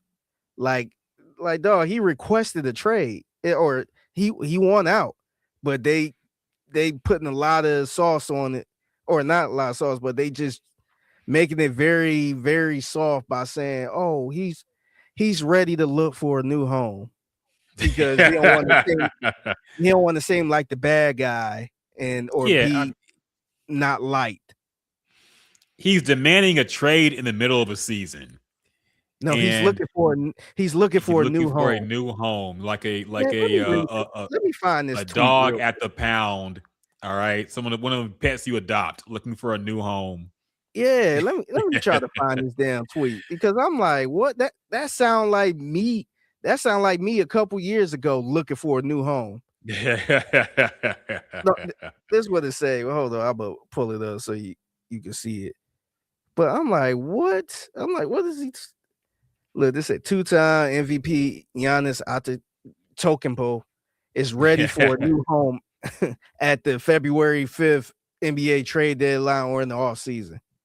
It's just like he's ready for a new home. I'm ready for a new home too. Yeah. They're trying to dress that up. Yeah, because Giannis is a nice guy. He plays nice with the media. He tells little corny jokes, and there's a lot of stuff. I think the media in general wants to make him out to be like a little sweetheart. Yes, and I think he plays into that. But we've seen moments of him be an asshole. I remember somebody was trying to take a rim down, and he was like pushing the ladder over, like he pissed off at some guy because he was trying to get free throws at the end of the game. Game was over, and he was at somebody else's stadium trying to get shots up, and he was getting pissed they were taking a rim down or the net down or whatever. And we've seen little moments of him off camera where he thinks he's not being filmed. He kind of acts like a dick, but he's trying to put forth this, kind immigrant who just came over here and just wants to play basketball. Doesn't like the fancy cars, still goes to Chick-fil-A. I remember they made a whole thing about him going to Chick-fil-A after they won a championship. And like, wow, he's just like us. Enough of this horse shit, man. He's demanding a trade in the middle of the season. That's a very selfish thing for a player to do. And making it a big story and making it difficult for the rest of the team to operate, making it difficult for the front office to have to deal with this shit now. Like, it's a dick move, but I get it. I guess if he doesn't think they're doing enough to help him, then get out while he can. But just call it what it is. Say Giannis is demanding a trade either at the deadline or at the end of the season. Don't say he's looking for a new home. That is very cheesy. It said he's ready for a new home. Like, what?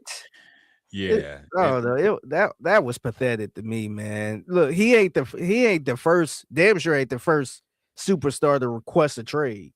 Mm-hmm. So you people gonna be pissed off regardless, man. And he could butter it up all he want, man. Look, them people in Milwaukee, it's gonna be people that still gonna be pissed. Yeah. So I'm just like, man, all right. And it does kind of suck too, because like, look, now I guess no small market teams can just expect to keep a superstar anymore. I haven't been following the Bucks enough to know if they're actually trying to help him win or not. But if he goes to the Lakers, I'll be like, okay, so that's what this is about. You just want to be in a nicer city. All right, Yeah. man.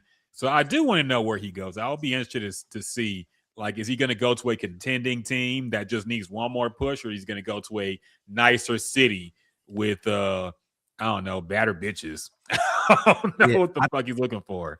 I think he probably either gonna go to. I think it's gonna be a bigger market. I think he got his championship, and I'm sure he want to win and all that stuff. But I wouldn't be surprised if he make his way to the Lakers or the Warriors or something like that, or maybe the Knicks. It would not surprise me if he make his way to a big city. Yeah, Lakers trade LeBron would be funny. I know they can't because he has a no trade clause, but it would be funny if they could. LeBron get traded. Speaking of that, man, did you see the emotion he had when he played in Cleveland? Or yeah, he was crying. Yeah. Do you think this is the last year for LeBron? No, he's gonna do the fucking retirement tour. You need to stop acting like he's not. This whole drama, LeBron just loves this drama. I don't know if I'll play next year. I mean, I don't know. I mean, we'll see. And the sources close to LeBron say he might not even do a retirement tour because he doesn't want to do all the fanfare. Get the fuck out of here, man. Y'all know he's going to want the Kobe love fest. Ever since Kobe did it, everybody wants that. Chris Paul tried it until they sent his ass home. Everybody wants the goodbye tour now after Kobe did it.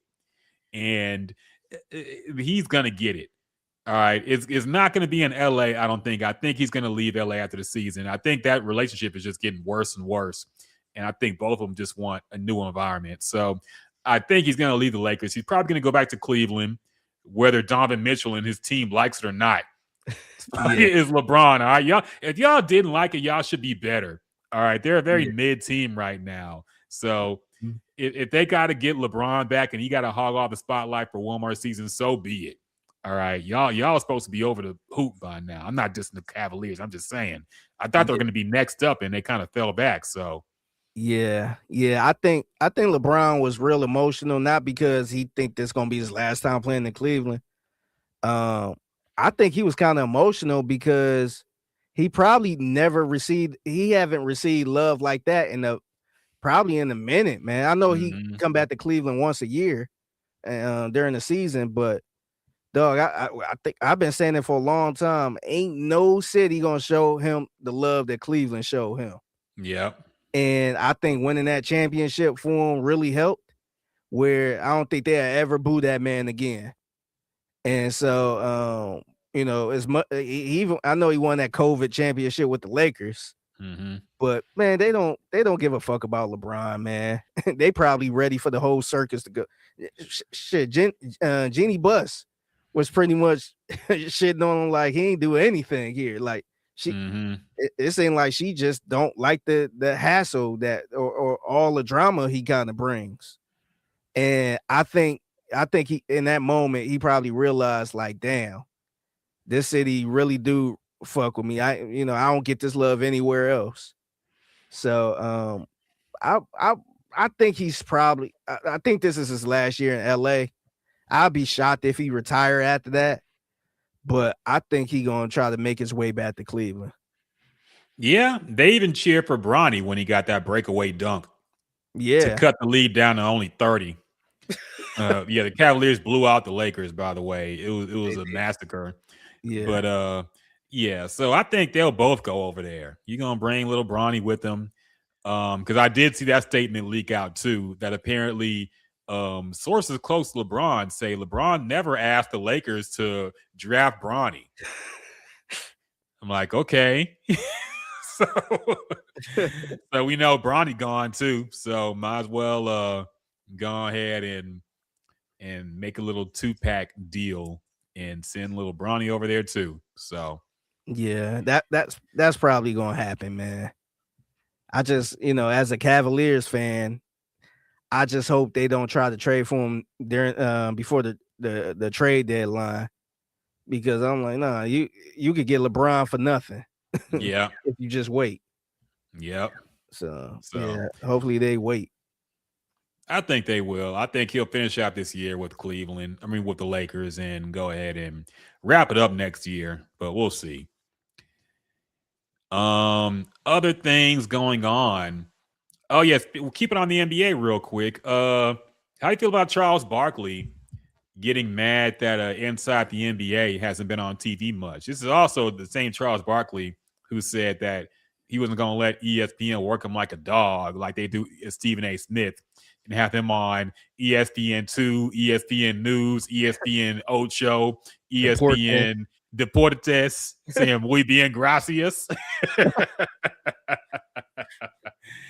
So people, and there's been a little back and forth about this because Charles Barkley said that he was a little annoyed that Inside the NBA has not been on ESPN much at all, or on TV period, since they moved from TNT. And Colin Cowherd had a theory that ESPN, due to their relationship with the NBA and Adam Silver, are trying to bury the show. So they kind of bought it to kill it off or something like that. And Charles Barkley is trying to fight against that. Do you have any thoughts about this? And did you miss Inside the NBA since it's been gone? Yeah, I kind of did miss it a little bit because I kind of noticed how, at the beginning of the year, the buzz was up where it's like, oh man, I'm glad they still here. They on ESPN, all the jokes and stuff. But it was a little bit before they was back on the air. I think they were on. He was. I know he said they was gone for a minute, but they were on for Christmas. They worked the whole day on Christmas, and it was funny because Kenny and them actually brought it up, like, "Hey, we were just working on Christmas, man." And I do think I think he was kind of, I don't want to say overreacting.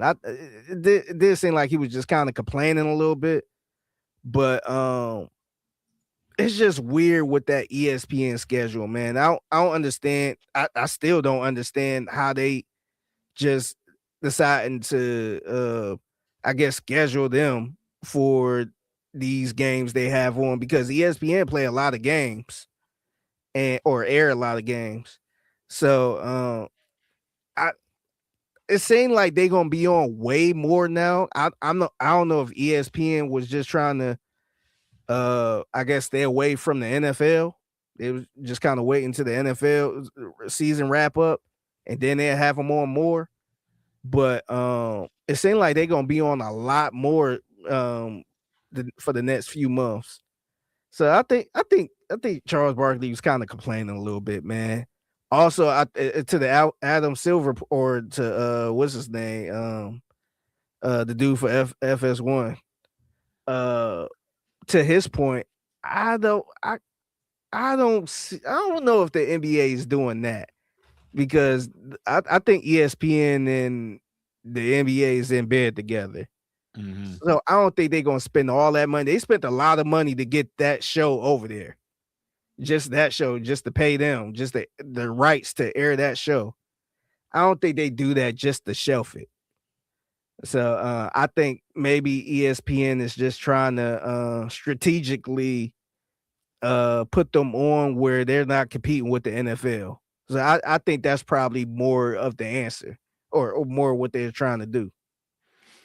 Yeah, and they have more restrictive scheduling on ESPN because they're required to air certain things like football games or college football games and all that shit. So it's a little bit more difficult to run during the season where all sports are going. But I'll say this. I said this before. I think Inside the NBA should have ended last season. I think they should have said, this is it. We'll give it up to new generation, because now when I see, it's one of those shows you see and you just look at how old everybody is now, and it makes me feel old because I remember when these dudes were young and I was young, and now I think the youngest member of the panel is Shaq in his 53 or something like that. He's in his 50s. Everybody else is 60 plus. Ernie gonna be 70 this year. So like, how long are they gonna keep it going until somebody dies and it's super sad and awkward to have a show without Ernie or without one of them because something happened? So I don't want to see somebody die and they have to continue doing the show. I would have rather they ended the show last year and said, hey, Appreciate it. Like great run on TNT. It's over now. We get up to the new generation because I think Amazon has a good show going on with Blake Griffin and them. Yeah, You know, Taylor getting Brooks. some. Yeah, that's a good show. Yeah. And NBA on NBC, I haven't been watching, but I've heard decent things about it. I think they've kind of fallen off, maybe. But look, give the newer generation a chance to take that spot. There's a lot of retired players who are entertaining, and they're probably doing podcasts now, but you could bring them in. And I think that would have been a better route than say, well, let's bring it back on the inside the NBA is just never going to end now. So, yeah, I look, the show's still funny to me. Charles Barkley is still funny to me. I still see clips and I laugh at it. But I think for everybody's benefit, they should have just ended it last year. Yeah. Oh, what's up, David? David said, I didn't hear about the Jim Jones versus Cudi. Gotta check the VOD. Yeah, man. We chopped that up. The whole delusion of Jim Jones talking about how he made Kid Cudi.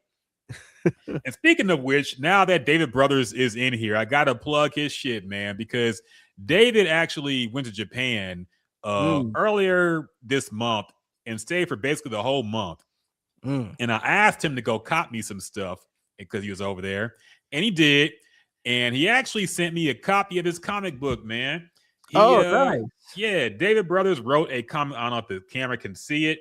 It's out of focus because I have it all blurry. Shit, you can't even see it. What the fuck? Oh, here we go. Yeah. Okay. It's called Good Devils Don't Play Fair with Evil. Nice. Okay. Yeah, he wrote this comic book, man, and it's very good. It's the art is fantastic as well as Nick Dragotta, I believe, who also does the art on Absolute Batman, which is like the hottest selling comic book out right now. So star-studded talent here, man. Hey, and okay. So y'all make sure y'all check out David Brothers comic book. It's at your local comic book shop. I know you probably got one around your area. Check it out, man. It's good stuff. And I appreciate him for sending that to me, man, because it's very good. That's dope, man. David said I work with Nick when he doesn't want to make money. I do have a request for him, man. I'm not asking for a free comic book or anything. I just want a character in there. I just want Figgy Fig to be in the comic. Just make me a character, write me into the script. Hey, put us in the background somewhere, man. Yeah. Nah, I'm sure everybody, I'm sure everybody asks David when they find out you write comic books. You're like, hey, put me in a comic book, bro. That's what everybody Is that a common thing though? Because I know a lot of people, whenever you say, "Oh, I rap," make me a rapper. So I'm sure people do stuff like that. But when you come across somebody that write comics, do people often say, "Put me in the comic"? They probably want to say their ideas for a comic book and tell to them, like, I got this idea about a black dude who gets his power from how much crack he sells, or some stupid shit like that. Like, something ridiculous, man. Ginger Juice cameo. I'm sure the idea is, there's probably some I want a rapper superhero or some shit or some crazy, like some wild idea about a new superhero. Like every superhero hasn't been made already at this point. Yeah, but see, I ain't got no ideas like that as far as like making a script for the comic. I just want to be in it as a character, and I'm totally fine with you brainstorming what my character would be, as long as I just got the long, colorful dreads. And then just make me a cool dude. I'm totally fine with that. Hey, you gotta support David though, man. You gotta buy a copy of his comic book. I will show it on the podcast, and maybe he'll hook you up. Yeah, send me the information. The name of it again. What's the name of it again? It's Good. The website. Don't you have a website for it? I want to say it was gooddevils.com or something like that. But the comic book is called Good Devils Don't Play Fair with Evil. It's on the Image Comics website. So look that up. Also a legendary comic book company. Okay. And yeah, so it's good stuff, man. Good black stories up in here. So yeah, good, nice representation. Hey, salute to you, man. That's dope. Yeah, man. David's low key a superstar, man. He don't want to brag. He don't like bragging about himself, but he's very famous in certain circles, man. So we appreciate him being on the podcast, chopping up with us and all that. It's funny. I had a moment in my rap career where I was into that type of stuff, and not into the comic books per se, but as far as artwork, I had somebody make me I guess like a single cover for this song, and I told them to pretty much make it as me in a comic, or not a comic, but like a superhero type deal. And it looked kind of dope. It looked like me a little bit, and the people that was on the song was also like a comic character. And so I wanted to make sure I told the guy to just be creative, man, because I'm not really picky about I want it like this or I want it like that. I just wanted it to look like me and just kind of use your creativity. So yeah, that's cool though, man. I like that. Yeah, I miss when rap covers had that comic book inspired covers to it. I know Sean Price had one for Monkey Bars, the album.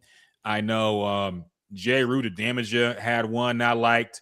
I forget which album that was, but it was a cool comic book cover. Who else had one like that? Loot Pack, the Mad Lib group, had one like that as well for I think their only album, but that looked fire. Yeah, I like the comic book. Oh yeah, ATLiens, of course, the most famous one. Yeah, I want to say they had like a little comic book. Yeah, they had a nice comic book aesthetic for that album. So yeah, I missed that, man. Yeah, see, this was one right here. I had somebody, I forgot who actually did this one too. I can't even pull it up. Damn. Oh shit, it got taken down, man. It was too real. Yeah. Oh, here it go. That looks dope. The Deadpool. Did you know? Okay, be honest. At this point, did you know who Deadpool was? I wouldn't. Nah. Nah. I just told them to make a nice, a cool little, like a comic book theme type, superhero type thing, because it was 4 of us on the song. And so I was trying to think of something a little different. And so I'm like, yeah, just as long as it looked like me with the hair and the blonde patch and all that. Now, it don't really look like the other dudes, to be honest. But yeah, I just wanted something like that. I always wanted to be a character in the comic book. Yeah, man. That looks dope. But you were faking the funk because you don't read comic books and you don't even know who Deadpool was, man. So look, if you want to be in a comic book, you got to support the industry. All right. They're struggling right now. All the Japanese shit done took over. All the Japanese comic books are more popular now. American comic books are struggling. So you got to support, man. You got to support the indie comics too. You got to get back in the scene if you want to be a part of it. This ain't just some shit you can say. You want to be a character in a comic book and don't read no comics, man. You got to support it. Yeah, I do. I can support it now. But yeah, this is the other one too. Somebody just made this. But that's dope. Yeah, but that was always a thing. Like, man, I just want to be in a cool person in the comic book. He says 7L and Esoteric Inspector Deck always have comic book covers at Sarface too. Yeah, they have a the MF Doom and what's his name, Cesar. I forget I forget his fucking name, but they have comic book covers too. It's dope. Of course, MF Doom has a whole comic book aesthetic of him being based on Dr. Doom. So yeah, I like his album. I think his first album had actually Dr. Doom art on it, and he had to change it because Marvel sent him a cease and desist and said, look, you can't just be jacking our Dr. Doom. But then they reissued the album and it actually has the original art on it. Like I have the original album art on the vinyl that I have. So I guess they're actually cool with it now. So we'll see. But yeah, man. So yeah, support David and pick up that comic book at your local comic book shop. And yeah, it's just good, man. So appreciate that. So we gotta talk about Kanye and his newest apology tour. Because he's had several now. So Kanye West released a statement apologizing for everything he's done. All right. And he came out and said that he sustained a brain injury when he got in that car crash back in the early 2000s, I believe it was. That kind of sparked his whole career, of course, when he made Through the Wire. Damn, But he went that far back? yes, he went that far back, and he said that he sustained a injury to the frontal lobe of his brain that went undiagnosed, and he implied that that gave him bipolar disorder. And he said because of this, he's been erratically acting out. He said and done things that are horrible and he regrets. He's apologized for the Hitler song. He's apologized for all his comments about Jewish people. He even had an interview with Vanity Fair, and they asked him straight up, are you just doing this to put more music out or to get your sales back up? And I think he answered with the point of, even without this, my music was still streaming very well. And I had, top selling stuff even after the the Hitler song came out, I guess. So he's trying to put forth the view that he's being for real right now, and this is actually sincere. Figgy, are you buying it? Do you think that this is the end of crazy Kanye and we're going to be back to a Christian, God-fearing, Christ is King, yay? Or is this just biding time until his next crash out? That second part, I think we just buying time to his next crash out. Dog, this is the funny thing about all of that. He mentioned he got this disorder or the brain injury from the car crash. I feel like this is all we ever knew for Kanye. It seemed like the calm and mellow Kanye West was pretty much before his mom passed. So it seemed like before his mom passed, that's when he was he wasn't doing what he was doing now and very outspoken. He had some moments, but to me, it's hard for me to believe that, hey, I'm gonna be better now. Dog, this has been going on for 20 years, man. This has been going on for a long time now. Or I ain't gonna say 20 years, but probably about a good 15 years where you start seeing the outspoken Kanye. I just don't see it, man. And it's hard for me to sit here and say, oh, no, it's not about, I'm getting ready to sell y'all something or a tour or album. And it's hard for me to believe this. And he does it all the time. I think right now, though, I think it really hit him hard because I think the last couple albums, I can't remember how well it did, but I think this is probably the most canceled he's ever been. If you want to consider him canceled, I know he's technically not canceled, but if cancel was a thing, I think this is probably the most canceled he's ever been. So I think this was kind of a wake-up call for him where he probably just gonna try to get back on the right track and just focus on music and not talk as much. I just don't think it's gonna last that long, man. It's gonna take somebody gonna say something, somebody gonna do something, and he just gonna, I don't know if he's drinking or what, but he just gonna go on these rants, these Twitter rants and all this other stuff. I really don't think I don't think he's ever gonna stop that. Yeah, man, I kind of agree. The thing about these apologies is they always happen in text form too. So I never know if it's actually him writing it. I've never heard him talk like he's writing these apologies. I've never heard him talk like that. And if it was sincere, I would expect a video or something because all the crash outs happen on video or the crash outs happen in the song and the apologies are always in text. And you don't know who the fuck, it could be his lawyer writing it. It could be anybody. So I won't believe it until I see him look like he's sorry for what he's done. And even then I take it with a grain of salt. And look, I don't want to play about mental illness. If he does have bipolar disorder, I'm sure that's very difficult to live with. But I do think it comes at very opportune time for him to crash out. I don't see him crashing out in front of people that, that wouldn't tolerate that kind of thing, if that makes sense. But, if he does have really, truly mental illness, then, I do feel for him to an extent. But yeah, I won't believe it. I think to your point about him being super canceled, the Hitler song really, really did it, man. I think he was, I think he was gonna be able to put stuff out and still have something resembling a career until that song came out. That song really put him over the canceled edge. And now I don't even think he can do shows in America. Every time I see he's doing a show in Mexico right now. I think he's done shows in Korea. He's done shows in Japan. I've not heard of him doing any shows in America since this whole thing blew up.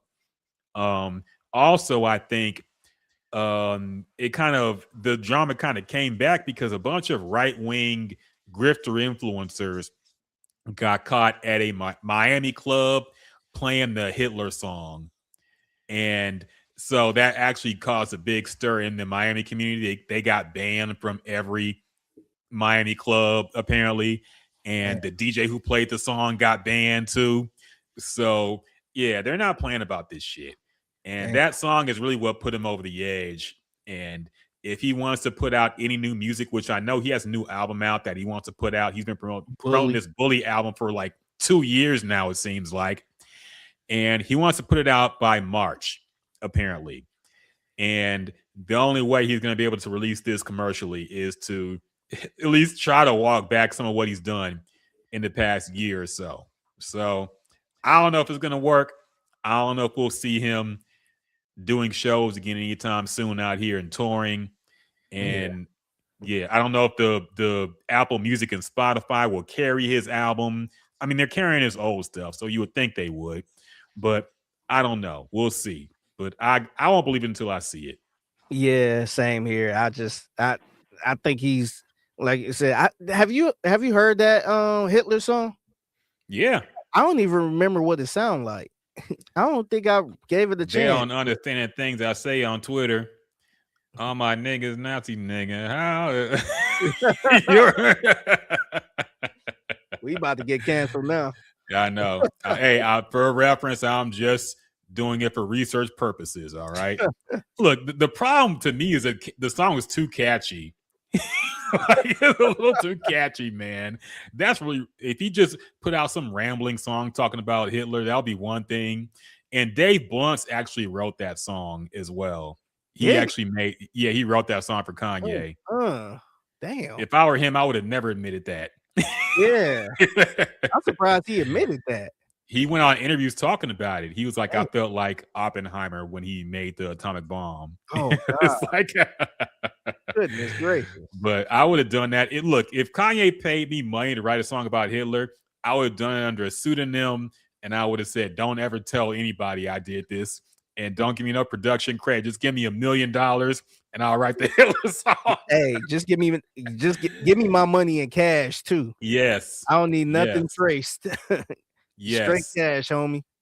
Yes, you can have all the writing credit. Don't reference me in nothing. I don't want no residuals from the song. Just give me $1 million and I'm out. Yeah. But that's crazy, man. Yeah. So we'll see if he's sincere this time. We'll see if people buy it.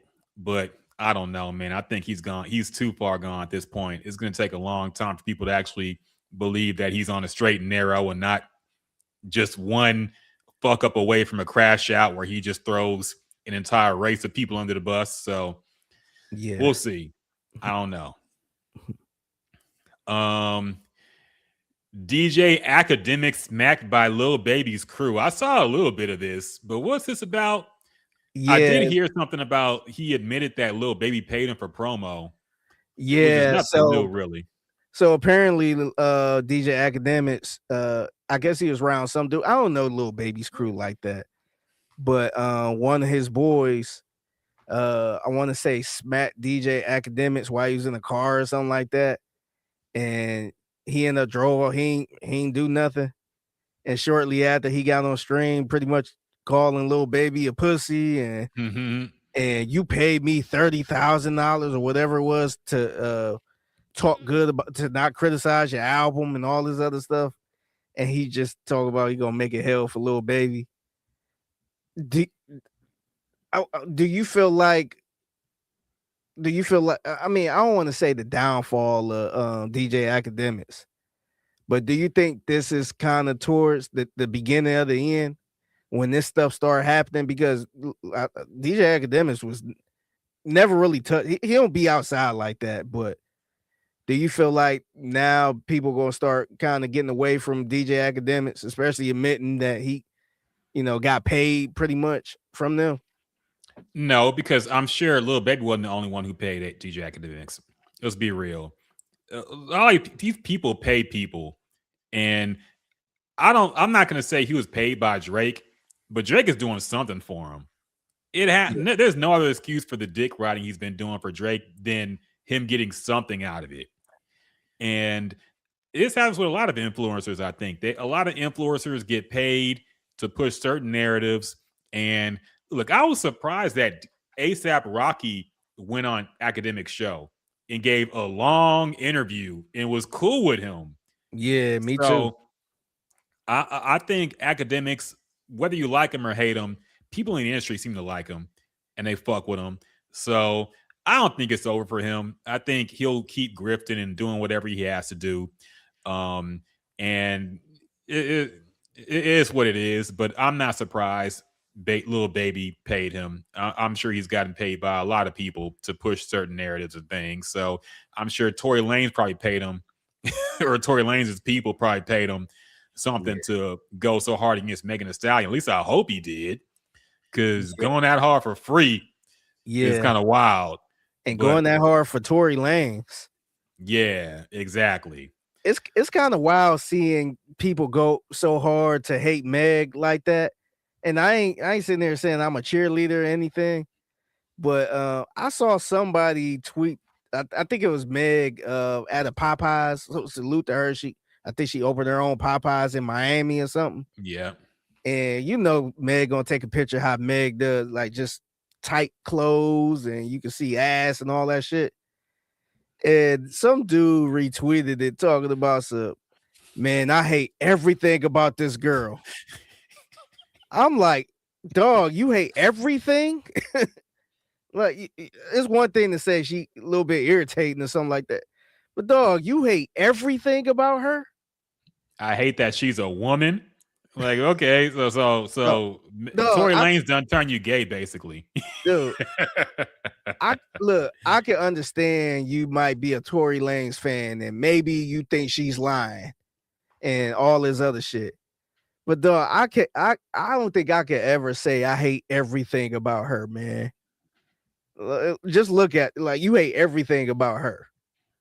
I'm like, why are y'all going so hard over this dude, man? I don't know. I just don't get it, man. I get some people like his music and all that. His music is not for me. Hell, Megan Thee Stallion music not for me. But I just don't understand the dick ride for Tory Lanez, man. I really don't get it. Yeah, I think it's some part of it is, I think Tory Lanez was more popular in our community than Megan Thee Stallion was. So is that number one? The contrarianism of I got to go against the grain type niggas who always got to do that. So if the judge says you're going to prison because you shot Meg, you're going to say no because you like Tory Lanez or something. So conspiracy people who think Jay-Z controls the world are also at play here. So they're siding with Tory because of that, because they hate Jay-Z. And even though he had nothing to do with any of this, but all right. And yeah, it's a mixture of things, man. But I think ultimately it's just it's sexism, it's favoritism. I mean, people still support R. Kelly and think he's innocent. So it's basically, I like their music more. So I think they're innocent of whatever they're being charged with. And it's unfortunate because I really do think that Megan being shot hurt her career more than it hurt Tory Lanez. Now, Tory Lanez is in prison, so I guess that's not really true.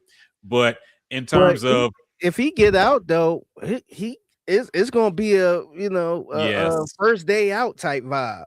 Yes, like Max B was in jail for 18 years, man, and he's probably bigger than he ever been right now, just because of he did his bid and 18 years strong and all this other stuff.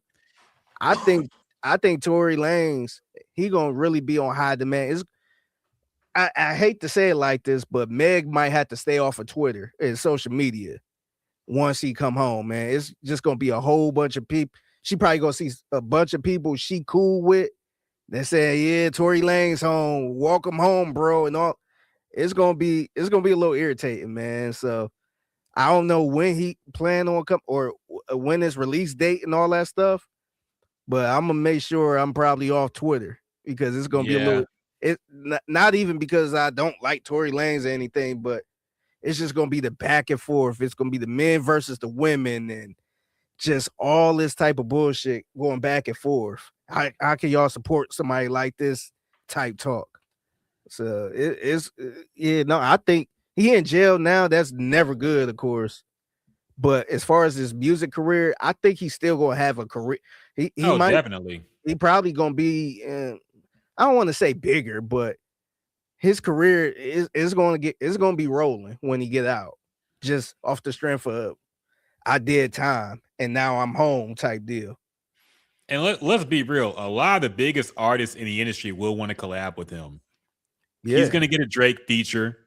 No question, he's going to get a Drake feature. Drake probably going to pick him up from the airport. To be honest, yeah, he might. He gonna ride that coattail. I would be surprised if he's spending the money right now, just to kind of get that head start. Drake gonna fuck with him.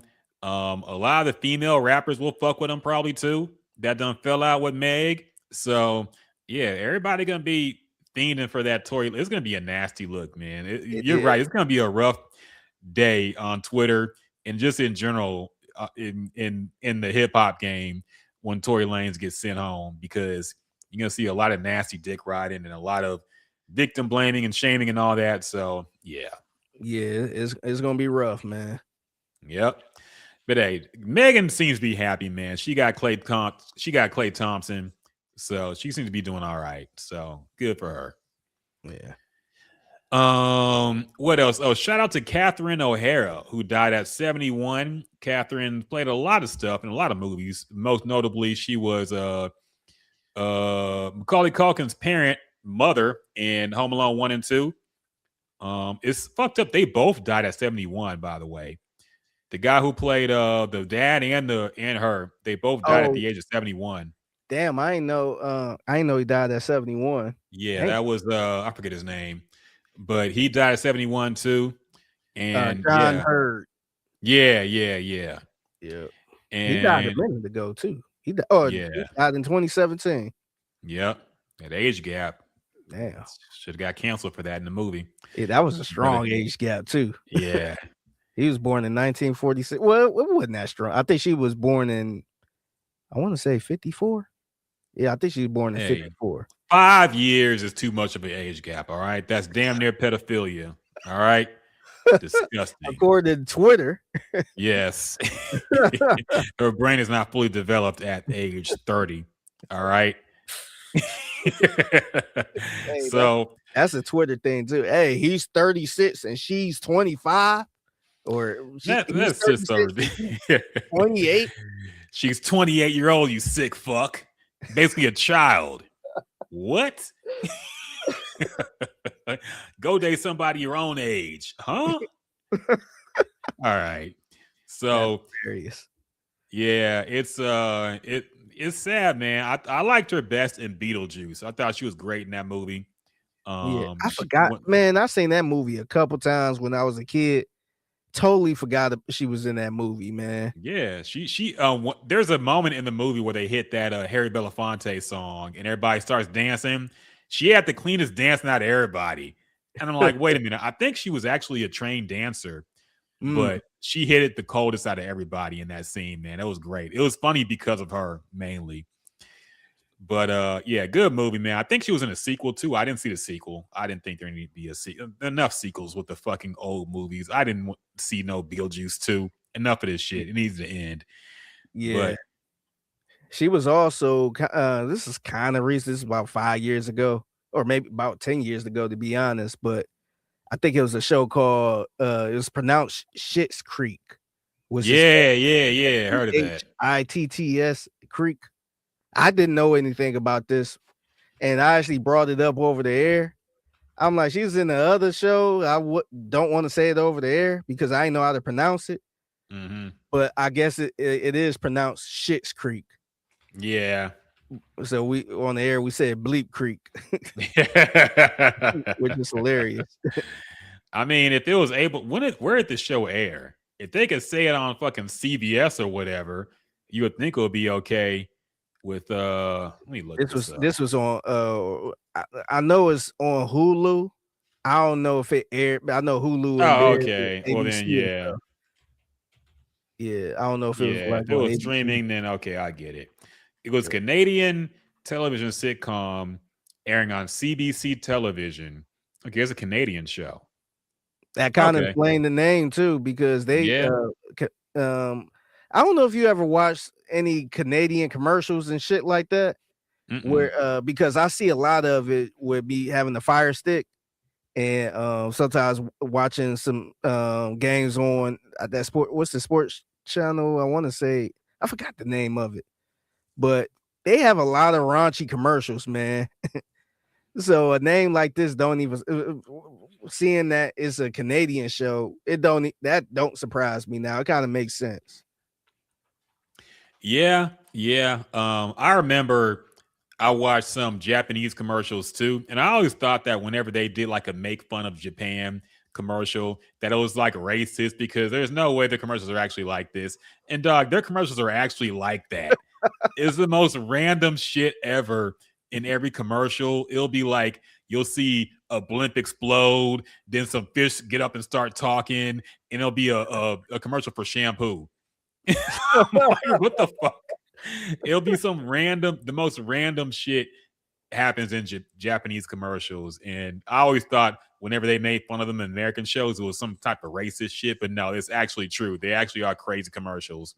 Damn. Super sexual too sometimes, man. I'm like, what the fuck? Yeah. So, yeah. Wild commercials in other countries, man. But I guess they would think ours are very boring too. So there you go. Yeah. Anything else going on this week, man? I see a TMZ thing. What's this? Catherine O'Hara. That's right. That was it. Yeah. Real quick, I just want to give a shout out to our good friend Paul Gallant. Oh, he actually filled in on the afternoon show today. Oh shit, I missed it. Damn, I'm still tuned in. He was on with my guy Ron Hughley and T Mill. And I think I got this. I think I got it right here. But Ron decided to play a game with Paul to see. It's a trivia game on black sitcoms. Now come on, man. How do you think? First of all, how do you think Paul did? Awful. I want to say they asked him 5 questions. How many questions do you think he got right? None. I don't think Paul knows any black sitcoms, man. Maybe I'll be surprised, but I think he did horrible on this. Let's see. All right, I'm a play. I think I got the right spot. Hold on. He put a drop in, or he put it in right where I've talked, and he's apologizing. Man, damn, I'm right. That kept it. Right? Then the quarterback of that. More annoyed and have been like that. Let me try to find it. That's why I love it. But ultimately, out. Like I just it's out moment though. I'm like the ghost of Christmas present. And the sport that I could 2 games. It was potentially Antetokounmpo. I can't find it. Hold on. Yeah, Damn. shit. Well, they should have clipped it. Yeah. But man, Paul been working out, man. I see them gains coming in. Trying to wear that little skin tight little sweatshirt, man. I see you. I see you, Paul. Go ahead, man. But yeah, how many did Paul get right? Spoil it for me. How many did Paul get right? He got 2 right. So the ones he got right was Ron made the first one easy. He got he asked them what was the name of the dad on Family Matters. And he got that one right because he said is one of his favorite shows, which is kind of add up. Yeah. And then another one, I forgot the other one he said, but the one he got wrong where I was just cracking up was he was asked what was the name of Martin's girlfriend in the show Martin. Mm-hmm. And he had no clue. He said he think he knew, and this motherfucker said Monique.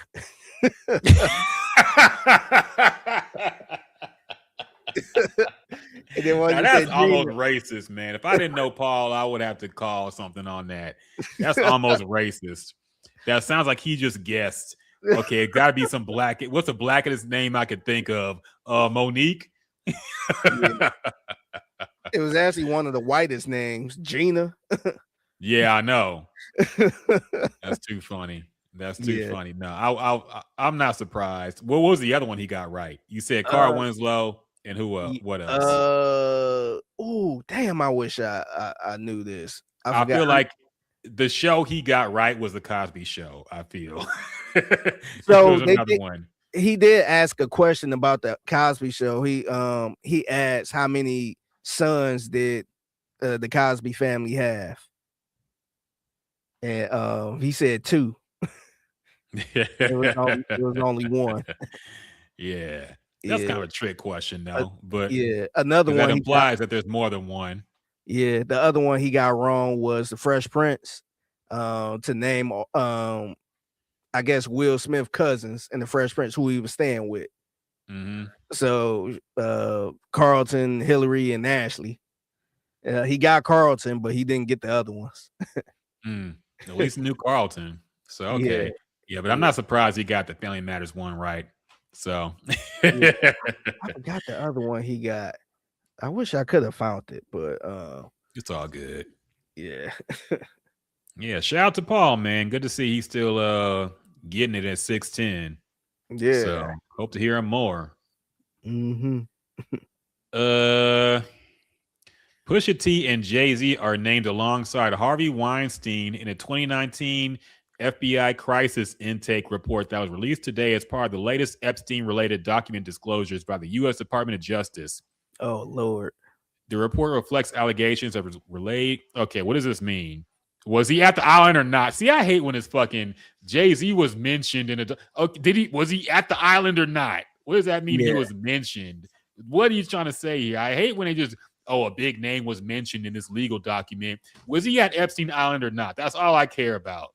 Yeah. Don't give me he was mentioned in this thing. Wait a minute. Yeah.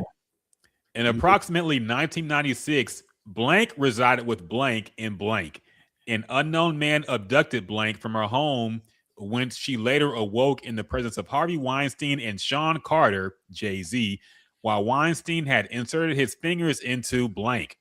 Blank believed she was in Epstein's mansion in Florida.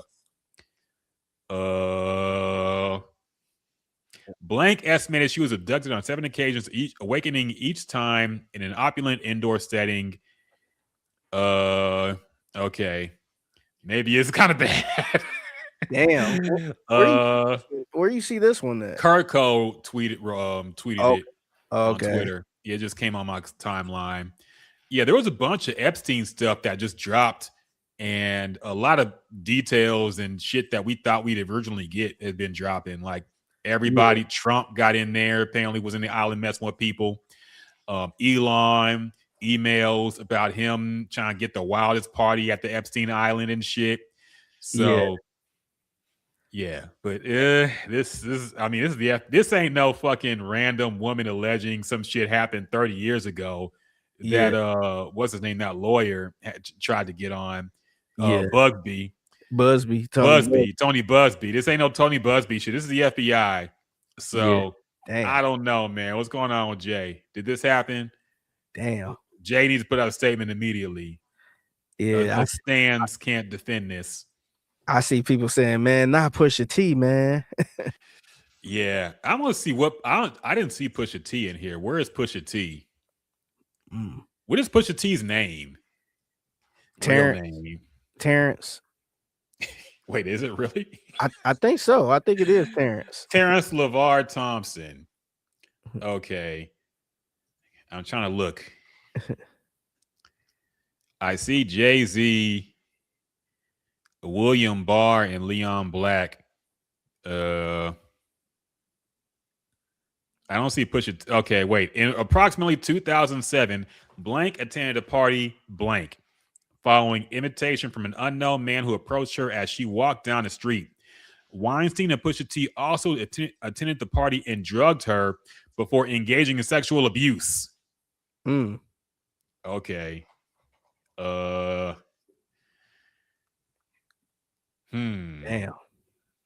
Does this affect your score of the latest clips? I'm just kidding. I ain't gonna lie to you. I was totally expecting Jay-Z name to pop up. That's not surprising. Yes.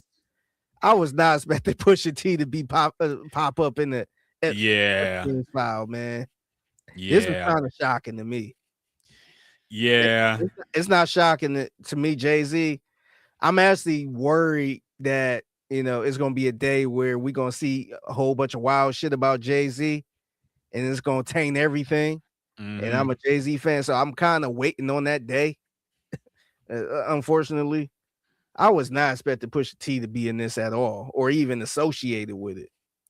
Yeah, I mean, I would think that Epstein would only have like the highest rank people who had a lot to lose participate in this type of shit. I didn't know a rapper like Pusha T could get on it. I didn't think they'd have like, just let any rapper. I'm not saying Pusha T just any rapper, but I would think this would happen at the billionaire level of people who just got their own closed unit of people that get in on this shit. I didn't know it was just a free for all. And Pusha T was getting in on it too. So yeah, and that's I don't know, man. That's a little troubling too because I know he was happily married and all that stuff. Been with a long time girl. And it seemed like he was the type. I didn't really associate him with other rappers like Jay-Z or Puffy and all that stuff. I ain't look at him as the freak off guy. It seemed like he was kind of low key, just I do my thing and rapping and all that stuff, but I'm a family guy. I'm out the way. I would have never guessed he would be on it on this. Yeah, and look, I don't want to say guilty until proven innocent because again, this is no charges. And again, if the FBI had anything, I would assume they would go after Jay-Z. Yeah, right? One of the biggest names you could get. If they actually had a case on him, they would actually pursue it and press charges. Same with Pusha T. But again, to remind people, you don't know these people. I don't know these people. That's true. I've been listening to their music for decades now, but I don't know them. I don't know what they do in the privacy of their own home. I don't know what they do in their own personal time. So I'm not going to act like it's impossible that it could happen or couldn't happen. Mm-hmm. Anything is possible. You don't know people. So I'm withholding judgment until more information comes out. But I'm not going to blindly defend, even though I like these two rappers, Jay-Z, who is my GOAT, by the way, and Pusha T. Yeah. I'm not going to sit here and blindly defend them and say, there's no way this could happen. I don't know, man. So we'll see. Man, that's wild. That's kind of a wild moment right here, man. Because I saw the other stuff earlier with, Trump and all that stuff. Like I said, it wasn't surprising. But I was surprised to see Pusha T name. I wasn't even surprised to see Jay-Z name. Yeah. And I know Jay-Z got some skeletons in the closet and all that stuff, but I'm shocked to see Pusha T involved in this. Yeah.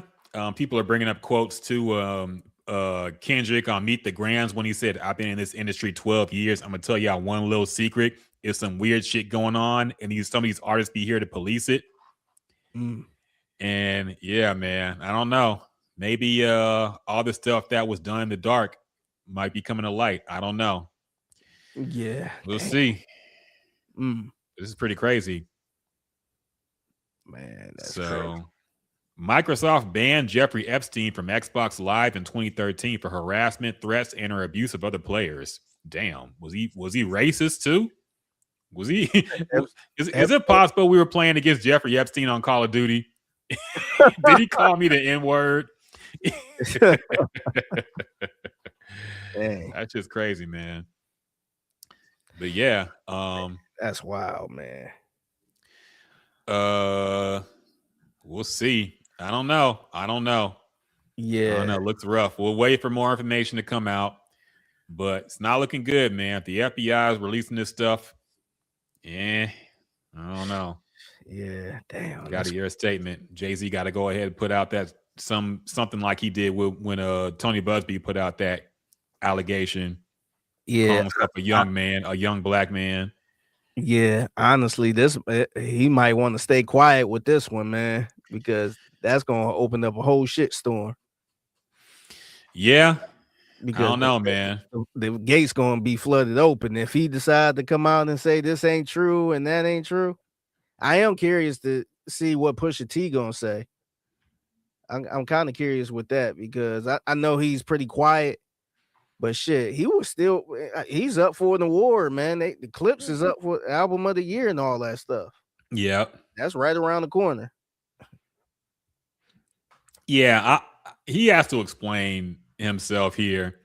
He can't just be like that's cap and move on. You gotta explain exactly what about this is fake and what might have actually happened. Did you know Epstein? Did you hang out with Epstein?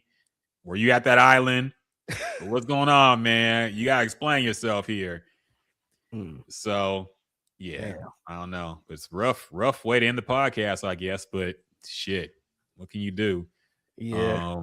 Oh yeah, Don Toliver dropped a new album. I didn't really care to listen to it.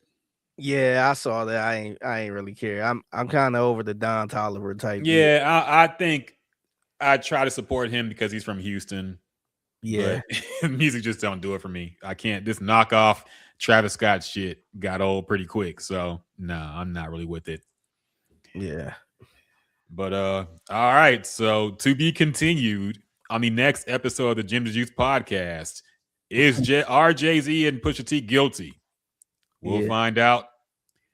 Also, Figgy will be at Radio Row in San Francisco next week. So, of course, no podcast next week. We'll be back the week after. We'll have a new J. Cole album to break down by then, if all holds and he actually does release it. You know, who knows? He might be in the Epstein files too, and it might get delayed. We'll see. But I just thought about this, man. I know Drake fans are having a blast right now. Oh, of course. Because look, Drake was getting a bunch of the jokes and accusations over some wild shit that, quite frankly, you can't really prove, or at least not just yet. But Pusha T is in the worst thing he could possibly be in. So I know the OVO team OVO is having a blast right now. Yeah. All of Jay-Z's enemies. I'm sure Nick Minaj probably gonna be tweeting something soon too. So yeah, all the Hove haters coming out in full force. I'm sure. The Rock Nation haters. Yeah. So we'll see. To be continued. We will follow up on this on the next episode. We'll see if there are any statements made. If anybody has anything to say to explain themselves, I don't know. But stay tuned. And until next time, y'all. Peace.